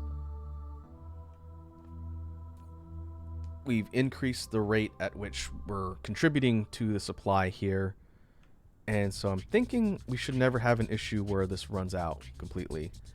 I want to try something for that circuit board setup that I didn't think about. And we'll see if it works. Where am I going? There it is.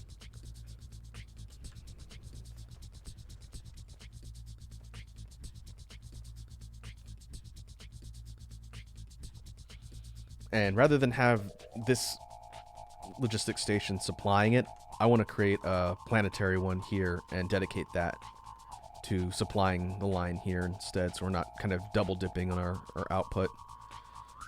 And as long as it doesn't tank the energy grid, we should be okay.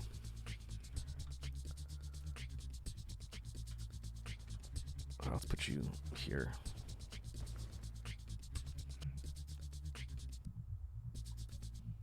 Oh, I need to grab more drones. So what we're going to do, and we're not going to do full 5,000. Let's do 2,500.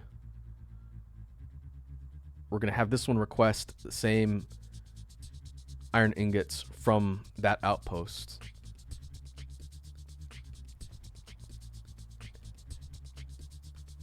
And we're going to have all of the iron feeding over here instead of from here.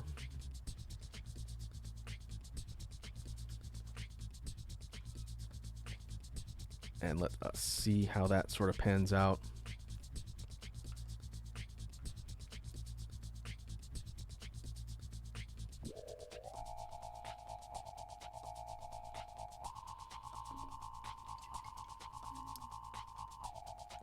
Lava King says, I miss my GameCube. Those were the good old days. I never had a GameCube either. I think I've mentioned this before at some point. But my console ownership went Nintendo, Super Nintendo, PlayStation 2. So I skipped everything in between because I didn't have the opportunity to buy those. I couldn't afford them. It wasn't until I got a job much later and saved up to be able to buy myself a brand new console, and the PS2 was already out by then. So I missed PS1, I missed 64, PS1, GameCube, Dreamcast, Saturn.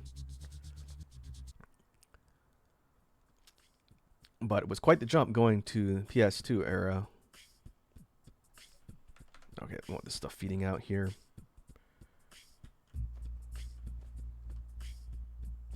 And since PS2, I have owned every major console since then. Except for the most current generation. I don't know, a PS5 or an Xbox X or whatever it's called. Everything up to PS4 I had.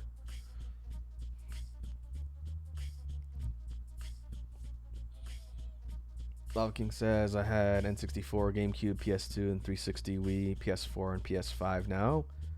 Also had Game Boy Color to Advance, DS, 3DS, now Switch. I was pretty up to date on the handhelds. I had the original Game Boy, then a Pocket. I never had a Color. I went from Pocket to Advance, and then DS, DSi, DS Lite. I have several DSs because I broke a couple of them, or the shoulder buttons broke on a couple of them. But DS, DSi, DS Lite, 3DS, 3DS XL, new 3DS. Because that's when I got into Monster Hunter on the handhelds. PSP first, Freedom Unite, and then 3DS for all of the Monster Hunter titles that were released there.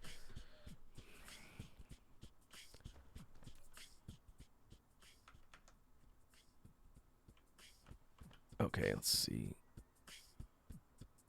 Titanium is still getting pulled out of here relatively fast, but it's accumulating decently fast. That's good.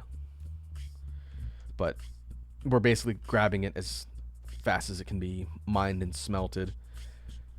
That's going to need to be solved at some point. It's okay for now, but eventually we're going to need to fix that. Titanium is in demand all the way to the end game.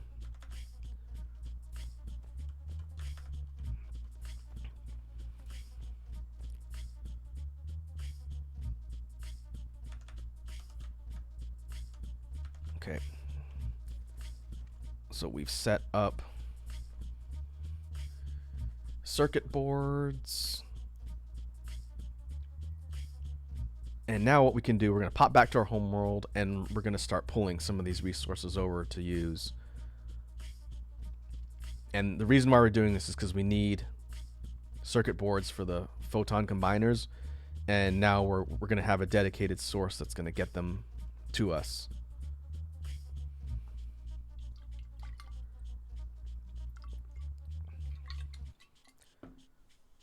Lava King says, oh wait, I had a 2DS and Advanced SP and Limited Light Blue because my dad worked at Best Buy, so we got exclusives.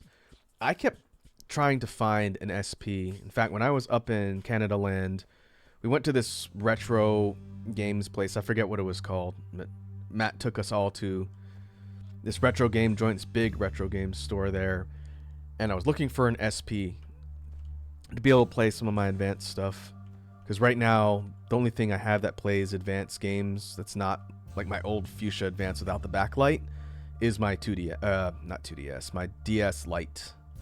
I had to get one of those for quite a bit of money because they were out of primary production. Because I want to be able to play my advanced carts. But an SP would have been perfect for that, but they didn't have any.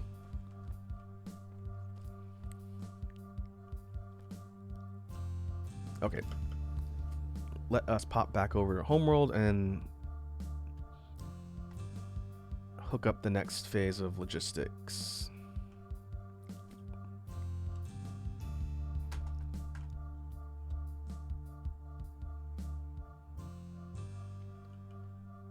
Lava King says, oh man, you reminded me of the Game Boy Light. That thing sucked, but it's what was needed back in those days. Oh yeah, especially on the Advance era. The Game Boy Advance base model was awesome, but it had no backlight. So the running meme and joke was that the best place to play it was in your bathroom, which is not incorrect, since you had a lot of direct overhead light in most people's bathrooms. And so that was the joke, right? It's like, oh, I want to play my advanced stuff. Better go to the bathroom.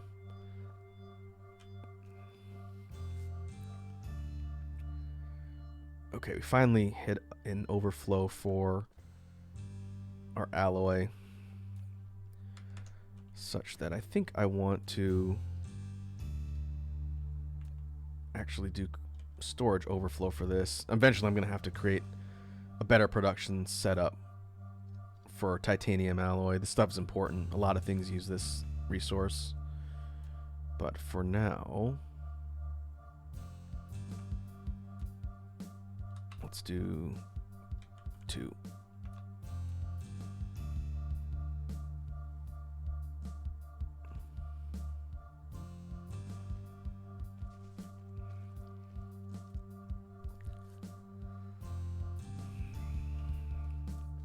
And then sulfuric acid is still a hot commodity as well.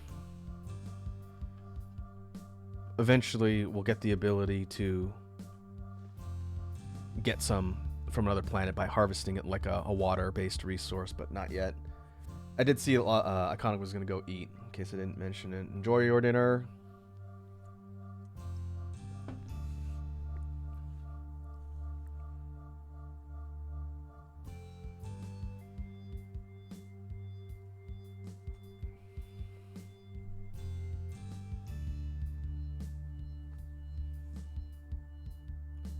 Lava King says, oh, 2000s era gaming, when the internet was still infant, we didn't need every game, just one every now and then.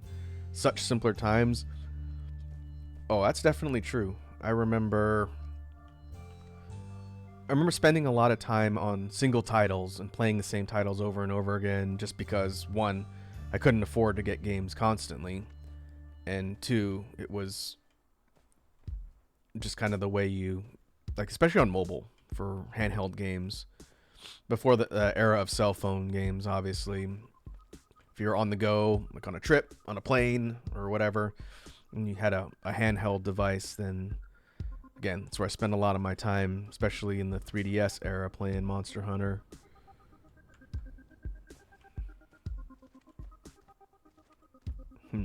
What line is this? It's not titanium, right? No.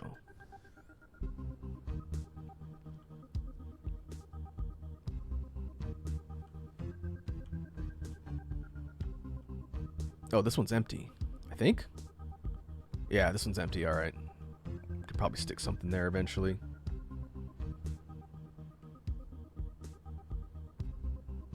Lava King says game adaptations weren't the worst thing, like tie-in games. Yeah, you also had to kind of pick and choose what you invested your money in, because there wasn't, until things like GameFAQs really took off, there weren't widespread ways of communicating how good things were. You either looked in like a game publication, like a Game Pro or whatever, or you had to just hope that whatever you're getting didn't suck. Okay, so we're going to turn on logistics for circuit boards. And we're going to grab iron, and we're going to grab copper. So you'll see, I can't zoom out any further, but keep an eye on the big tree structure here. As soon as I tell it to grab things, you're going to see the cargo ships lift off like that. I think all 10 are going to deploy now. If we go out to the map, they're going to start flying over to our outpost. Now there's a whole bunch of them.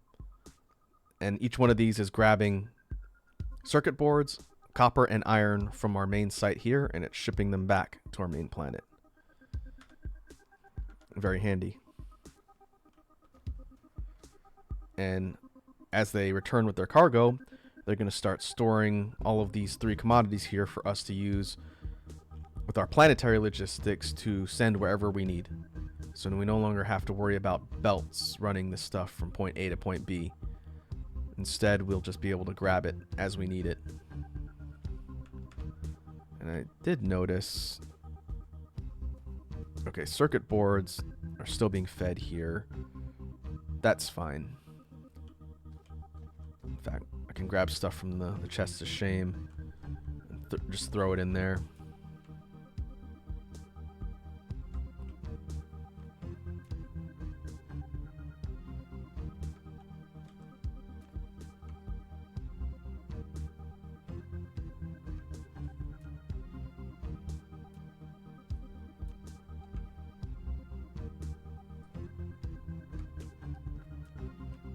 More.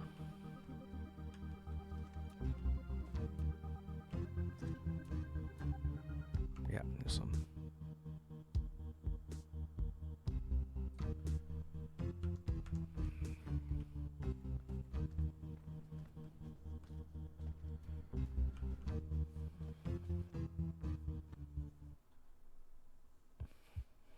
Lava King says Harry Potter, Quidditch, Soul Calibur 2 on GameCube, good times. Simpsons Road Rage on PS2. Lava King also says, man, what happened to EA games when they touched Lord of the Rings? They were fire. Now it's all about bloody sports.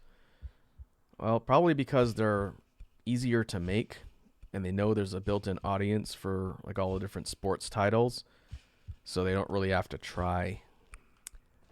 That would be my guess. But EA doesn't really command a lot of respect in general nowadays. It's like Konami. Konami used to be the gods of video games, and now they're mostly just spat upon by everyone who says their name. It's unfortunate.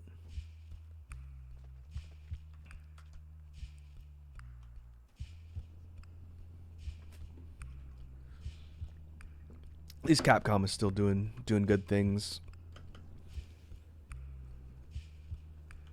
Not a lot of innovative things, mind you, but they're still turning out good products and good titles. As long as they keep making Monster Hunter, then I'll be happy. I do like the RE games too, but I'm not super hardcore into the Resident Evil series. Mostly just 4. We play separate ways yet.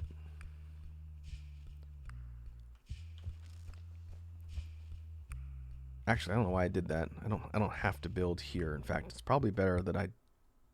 No, I'm going to find a better spot. We need a lot of space. And we can go...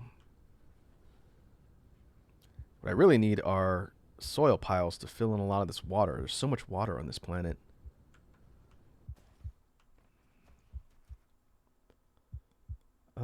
Let's see. How are we doing for our power supply?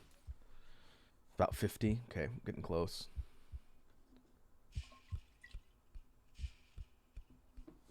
Lava King says, tell me about it. I remember back when we said Crapcom. I feel like Capcom kind of rested on their laurels for a bit and sort of just let a lot of their properties stagnate. You know, they didn't really invest in like the Mega Man series for a bit, and they still haven't to this day. But I think Monster Hunter was a pretty big turning point for their company overall, because it remains their biggest selling franchise of the games they offer, and some of their games sell quite a bit. And the fact that with Monster Hunter World being, I think, the biggest selling game Capcom's ever made, and each subsequent release of Monster Hunter is like an international release everywhere, and they all sell tons of copies. It's done well for the company.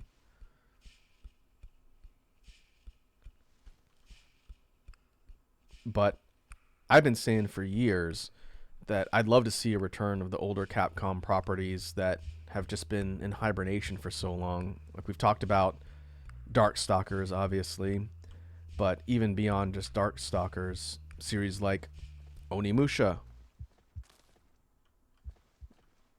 When was the last time they made an Onimusha game? It was PS2 one, I think. 4? It's either 4 or one of the four subtitle ones. I don't remember. Let's see. Can I get glass? Nope, gotta make glass. So we're gonna get raw stone ore, and we're gonna make a whole boatload of glass, because we need prisms. That is the wrong thing. There we go.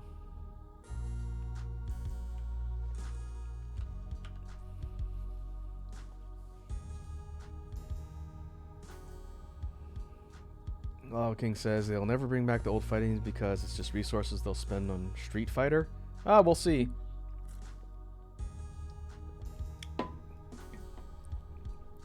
We'll see what they decide to do. Every once in a while they'll come out with something newer, like Exoprimal, which I haven't played. It's apparently decently fun.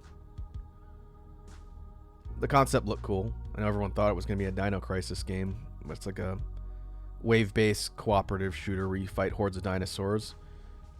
I'm sure you get a kick out of that, right, Lava King? Just slaughtering hordes of alien dinosaurs.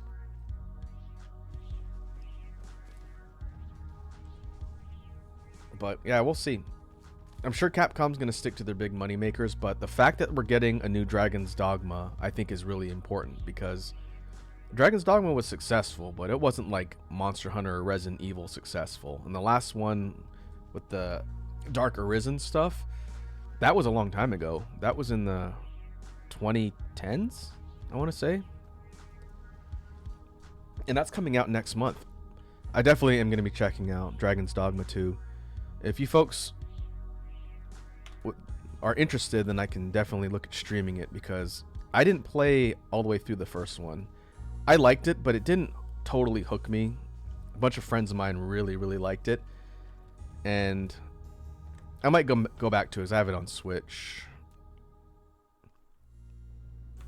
But the new one, I'm definitely looking at checking out. I haven't been keeping up a ton with the press, because I just want to go in blind.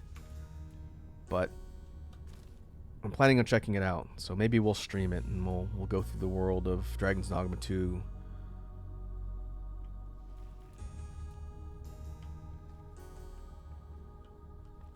Alright, let's see. Maybe we do 12. Lava King says, I didn't even know Dragon's Dogma was a thing until I saw the anime. Was the anime any good? Again, it's not a series I've really kept up with, so I don't know if any of its spin-off properties were decent.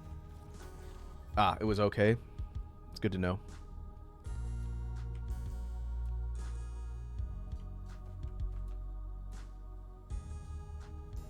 I think it's going to be Capcom's take on like an Elden Ring style open world action RPG type of setting. Not literally like a Souls game, but the scope of like a big world where you have a character and you go around doing stuff, as opposed to the more contained things that we see in Monster Hunter, which looks really good. All the stuff they've been talking about, I think, is pretty interesting. And then obviously we have Wilds next year, something I'm very excited for. And we're going to learn more about Wilds in the summer of this year after Dragon's Dogma comes out. It's definitely a lot of stuff on the horizon to look forward to. You folks know I'm a giant fan of Monster Hunter. Oh, let's do this. Let's split the output. And as a giant fan of Monster Hunter, to the surprise of I know nobody, I will probably be streaming some form of Monster Hunter for as long as I am creating content here on the Twitches.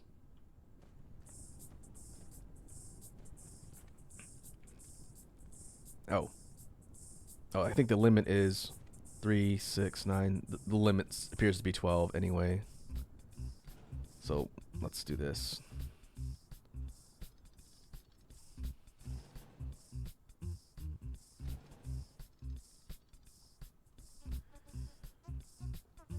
Lava King says, I like the Monster Hunter movie. To be honest, it was a fun popcorn flick.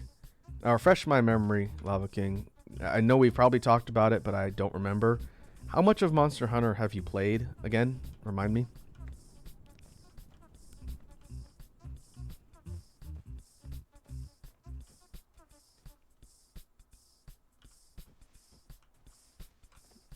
All right, how much do we have? Stone. Oh, we got a lot. Okay. I'm going to set up another line of stone right below this one. I don't know if that's a good idea, actually. Nah, I think instead I'm going to go circuit boards.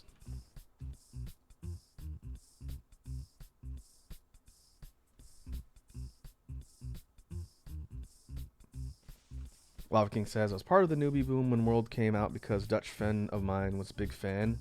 Okay, so you played World. Have you played any of the other ones besides World? Let's go here. I'm trying to make sure we line this up. So, I'm not here to... Oh, okay, I think you're playing Rise on Switch, right? I have a bad memory when it comes to stuff like that. I know we've talked about it. But again, not in the effort of policing what people like, but I feel like if you know a lot about the historical lore of Monster Hunter and what it's about, that's what a lot of people had trouble and problems with the movie. Which, having seen bits and pieces of it, I get it. I wasn't going to invest any money into actually supporting that movie, but so much of it is contradictory to the lore of Monster Hunter that it shouldn't have been a Monster Hunter movie. And I think that's what people took issue with.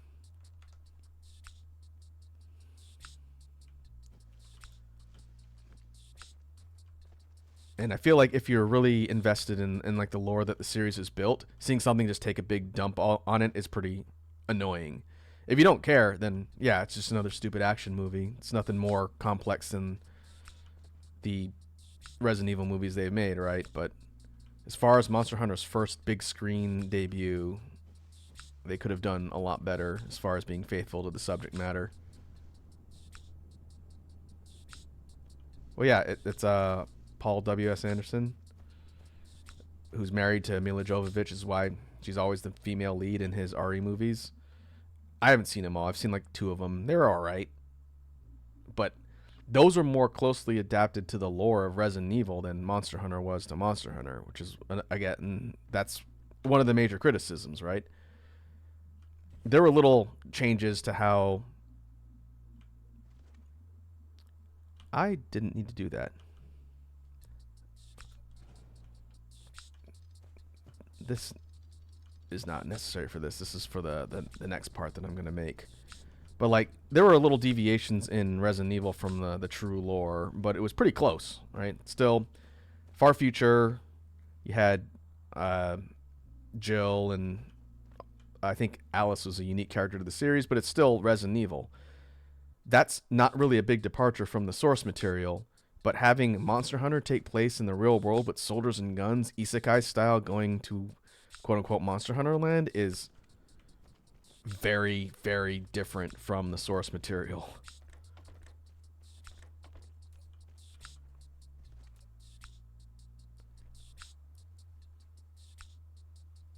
Lava King says they're much better movie adaptations of games. Oh, no doubt. It just sucks that the first adaptation for Monster Hunter was that, far removed from its actual subject matter. I don't think it was something that offends me personally, but after just looking into it a bit, I was like, nah, I can't even be ironically entertained by something like that.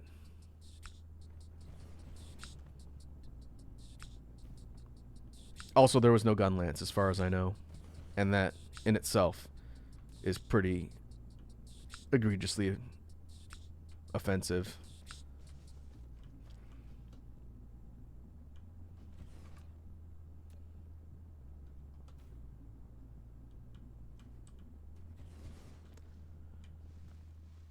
All right, we want this to go down here.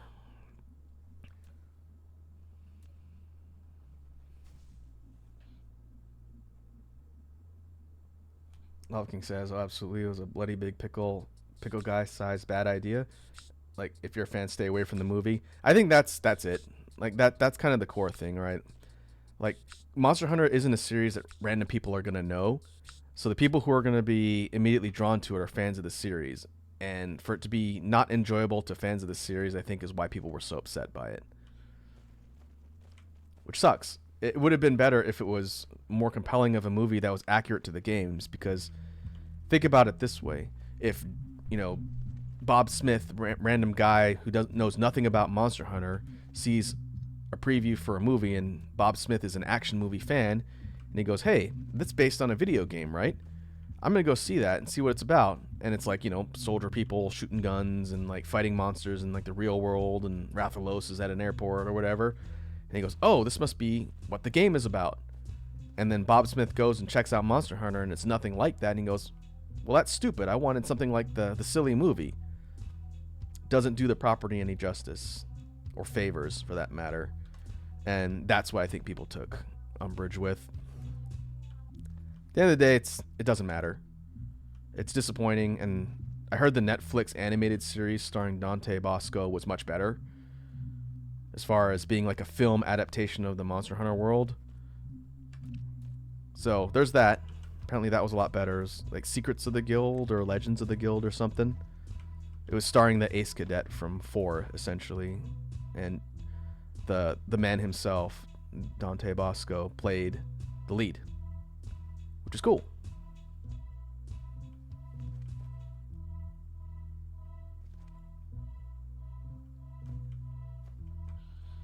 Lava King says, ironically, that movie would work better as a Lost Planet movie. Yeah, talk about dead series, right? You think you'll ever see a Lost Planet game again? I never got a chance to play that one, but I knew a bunch of people who liked it a lot.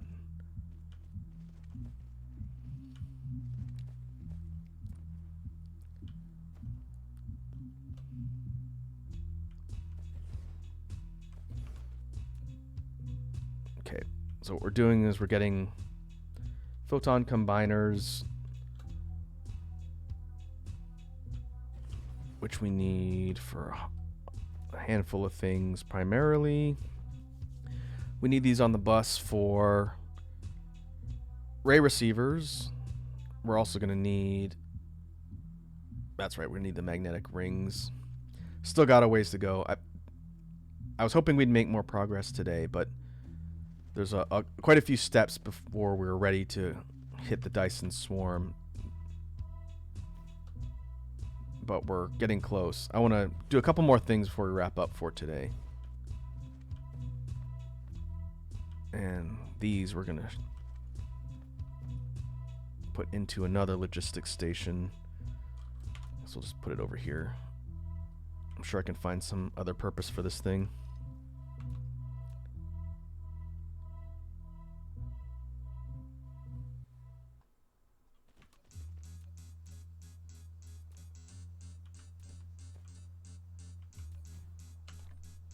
Put this here.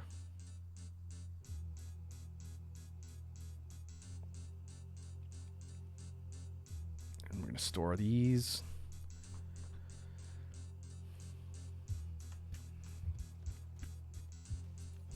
What you're going to start to see kind of over time as we proceed through kind of overhaul and upgrading of the base, I'm going to start popping these logistics stations up all over instead of running belts.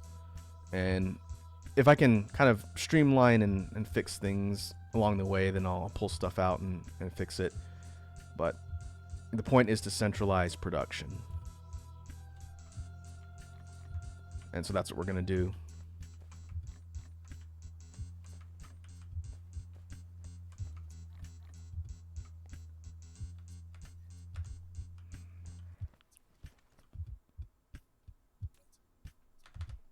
See, how many do we have?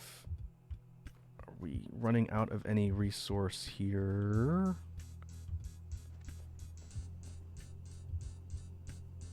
Not really, but we're probably don't need these ones at the end. Yeah, we'll get rid of these. So we've got 3, 6, 9, 3, 6, 9.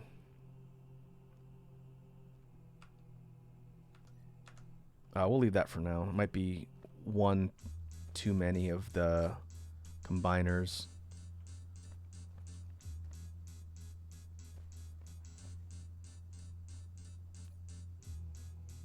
But overall, the pace is decent. And these will stack up here. What we're ultimately going to do, and let's try and get this stuff lined up before we, again, wrap up for today. We're going to have these get shipped over, and need to grab some more drones while I'm in transit here. But we're going to have the logistics dump the output onto the line of the bus, so we can use it for a couple key structures, namely the array receiver. And we also need it for precision drones too, while we're at it. Lava King says, fun story time at Lava. One day at a Best Buy, I was at the demo console playing Lost Planet, and I died when I was getting swarmed by these bug things, and my dad was walking by, noticed me dying. Now fast forward some weeks or months later, I don't know, my brother's playing the OG Assassin's Creed on 360. In the main room, my brothers are talking, and my dad randomly brings up the Lost Planet fiasco, and I'm embarrassed. I tried to explain I didn't die from a small enemy, I died to a massive swarm. Yeah, did your dad buy it? Do you say, oh, that makes sense? Or does all he remembers young Lava King getting killed at a video game with, you know, blank specifics?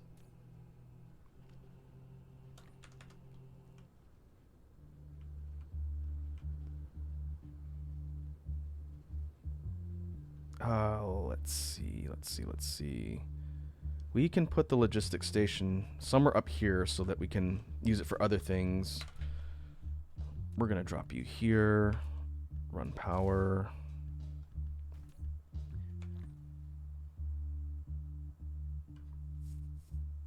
Lava King says no, they just laughed at me. No respect. No respect in the words of good old Rodney Dangerfield. That's okay.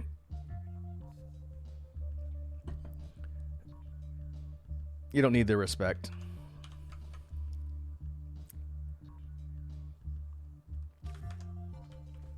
Okay, so what we're going to do here, we're going to ask this logistics station to request the photon combiners, and they're going to get flown over from way across the map where they're being produced. Now let's see what other upgrades we can get. Let's see, we're going to grab these. I'll probably have to explain how all this stuff works next time. But my goal next time is to get to the Dyson Swarm. So in the meantime, I want to start gearing up our production to be able to start making things we need. We're going to have to go and create something for these, which, let's see, do I have them on the bus already? Where are my, no, I don't think so. Yeah, okay, these things, super magnetic rings.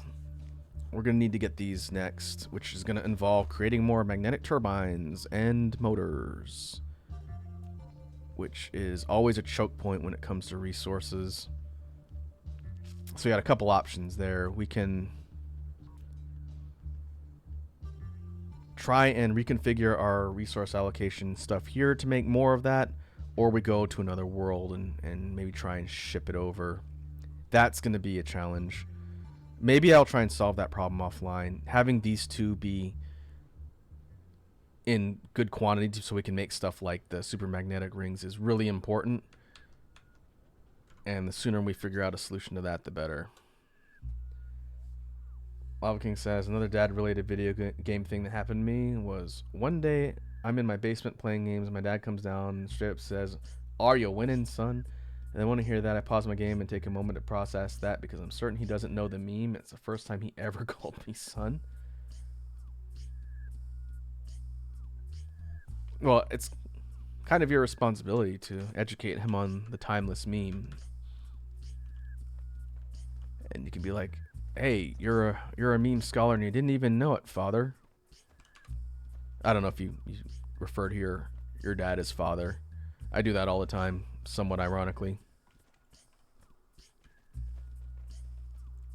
But my father's probably considerably older than yours.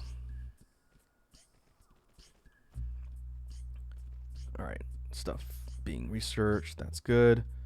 So the top line of the bus for now, we are going to take the combiners, which we don't have in a massive quantity, but we're slowly getting there. And we're going to have this stuff feed the bus so we can use it for things.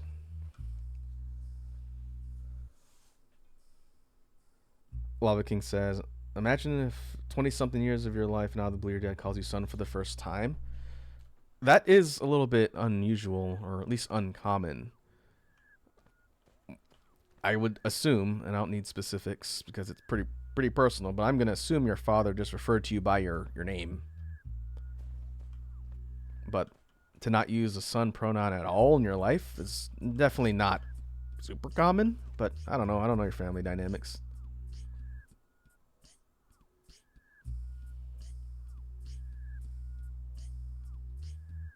Huh. Hawking says, I thought my mom walking in on me watching Food Wars.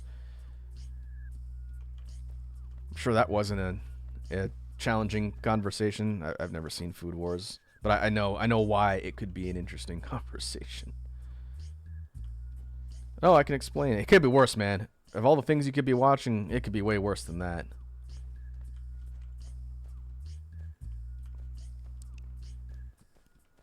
Wow, we have an empty line. Oh well. I'm sure I could figure out something to put there later. But we need to construct...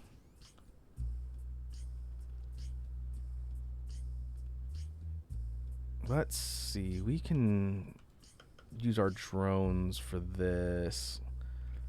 Like I said, I want to set up some production stuff we need before we wrap for today. But I don't know if we have the range for it.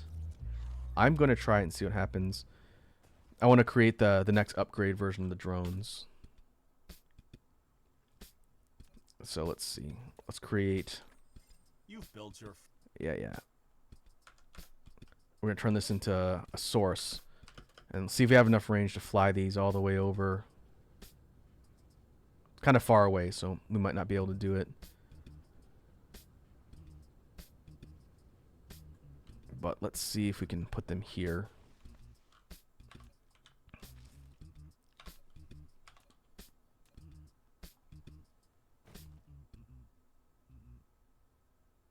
Lava King says, oh, not that part. She just thought it was like DBZ and I tried to explain it's about cooking. Ah, I see. Well, that's good. At least it wasn't, the spicier side of the content that you had to explain, right? you know, like, it wasn't interspecies reviewers and your parent walks in like, what you watching, son? Oh, dear God. I don't need to know. Talk to you later. Oh, perfect. Okay, these things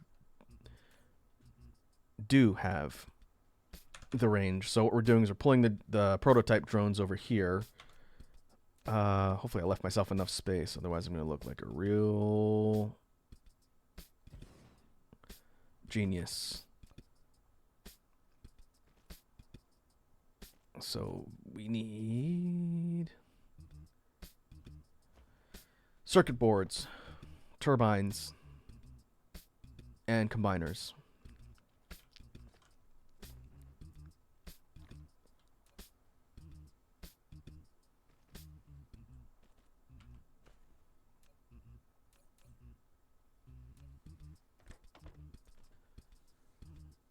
Lava King says, another awkward time was when I was watching a YouTube slideshow fanfic, which was a thing back in the early 10s, and walked in.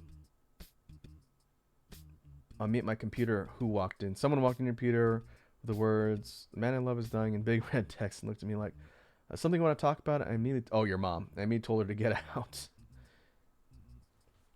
Don't you folks have locks on your doors? I don't know your life. But compared to some stories I've heard from other people, man, it could be way worse. I personally don't have any stories like that because that kind of content consumption didn't exist when I was a wee lad. But I can imagine the stakes are so much higher now, right? Although people have phones, I feel like it's probably easier to hide stuff. I don't know. I'm not a young person. I don't know what the game looks like now. But back in my day, if we wanted to consume spicy content, it was on carved limestone tablets, and we had a real tough time hiding those. I tell you what.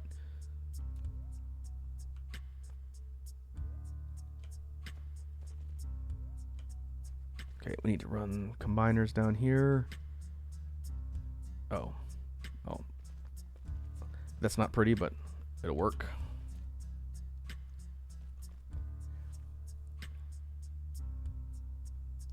Lava King says, now my brother, he walked in on me playing Yakuza 0 at a very unfortunate part of the game. He walked in on me playing the Beetle game. I don't know the Beetle game, but if it's spicy, then I'm sure that was an interesting conversation.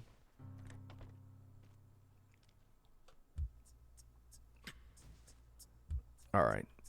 So now we got the drones being constructed, which we're going to be able to see these in action next time I have to go down to a planet and start fighting. So we want these just to be constructed here for now. Next up, we're going to need rail ejectors and ray receivers. These two are two critical structures that we're going to need. But we can't do that until we have more of these supermagnetic rings, which is going to be a project for next time, because that's going to involve us setting up some dedicated production lines for all this and probably retooling some things,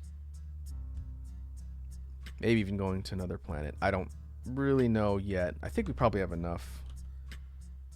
14 million in iron spread throughout what we've got. I could probably reconfigure stuff to do that.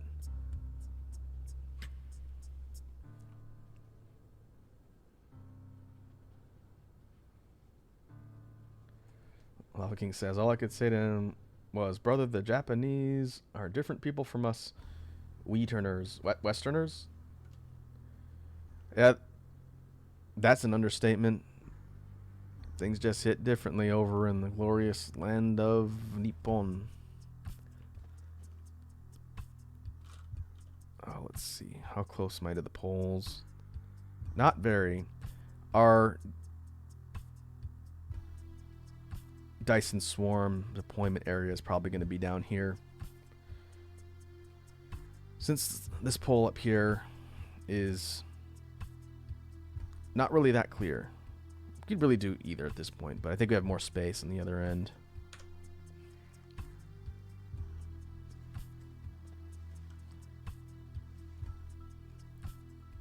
Oh, there's more iron up here. I did not realize there was this much untapped iron. Okay, well, we can use that to make magnets and stuff. We can grab the ore. Let's do this. I'm going to forget what I was doing next time I play this. We're going to set up smelting, or not smelting, just raw mining stuff here.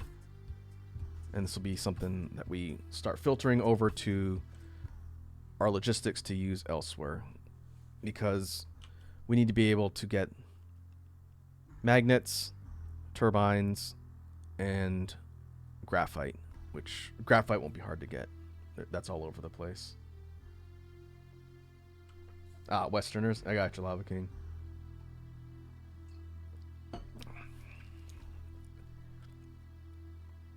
I can't say I feel your pain directly, but I do get it.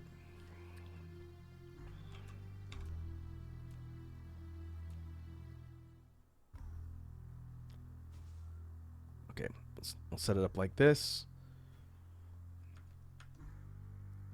And we'll save our progress. So to recap, before we get ready to wrap for today, what we've done is we've built out base complexity a bit, and most importantly, we now have interstellar logistics. Maybe we can go out here, it's easier to see. Pulling some key components from our mining base as we need them. And it's going to allow us to set up some additional production stuff on our home planet for things we need in order to get to the next few levels. And so what's most likely going to happen, I don't need to worry about saving this, but what's probably going to need to happen is we're going to need to expand the bus out laterally and then add another set of rows on top. There's several more structures in the game that we're going to need to be able to craft. I would say at least half a dozen of them, maybe more. And until we can get all that stuff locked down, we're still going to need space to have all these resources here. So what I'll probably end up doing is increasing the bus lines up here. Maybe adding another 4 up here, and that'll probably be good for a minute.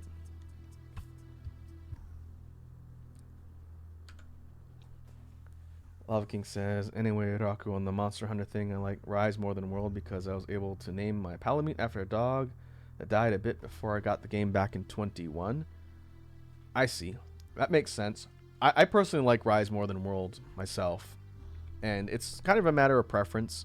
I think World offers a bit more of an immersive experience, but Rise offers more gameplay. I like the fact that there's so much in Rise that you can play around with and have a lot of flexibility to do, which is why I'm trying to build sets for at least 13 of the 14 weapons. Iconic says I return on time. Oh, welcome back, Iconic. Hopefully you had a good dinner. We're getting ready to wrap up shortly and just kind of seeing what we've done so far and talking about Monster Hunter.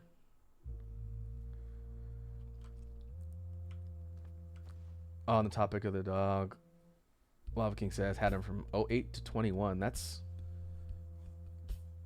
a decently long lifespan for a dog. Lava King also says, my gripe about World is that there's not much monster variety. 90% of the game is wyverns or dragons. Yeah, that's true. I'd say if you want a ton of monster variety, then check out Generations Ultimate on the Switch. But it's the old school style, which is a little bit tougher to go back to after playing something like World or Rise. But there's a massive roster in that game, including one of the coolest final bosses in the series.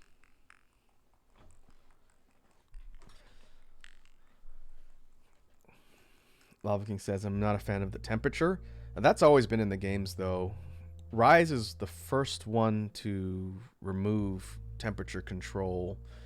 Because I think in World you still had to consume things to mitigate temperature. But I don't think they'll ever bring it back. It streamlines the game a bit, but the preparation aspect was always something you had to manage, including whetstones. Whetstones used to be finite. Heck, in the older games, you used to not be able to save loadouts for things. So like an inventory loadout or an equipment loadout. Equipment loadout was something they did first, I think, but not being able to save item loadouts, it's definitely something you miss. But those older games still hold up decently well, I find. I haven't gone back to GU in a bit, but I have every once in a while. It's one of my favorites. All right. Oh, yeah, I'll go ahead and save since a little bit of time has passed. But we will go ahead and call that a stream for today. Didn't really get to combat yet, but we're getting close. Next time, my priority is going to be getting the Dyson Swarm up. And maybe Purple Science. We need to do that as well, because we're going to be heading into unavoidable conflict soon. And I think that'll be interesting. It'll definitely be more kind of exciting compared to just doing base work. But we are chipping away little by little. So let me go and see who is online that we can raid.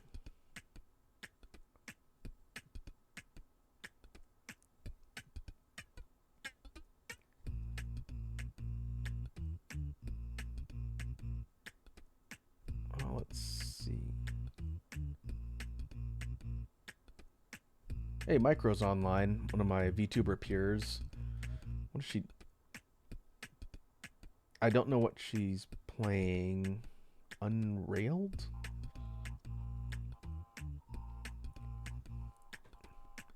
But we can go say what's up to Micro. She's a singer VTuber and someone I've known for a bit. Oh, interesting. I don't even recognize that game. But we can go spread some good vibes over there. So let me go ahead and pause the music.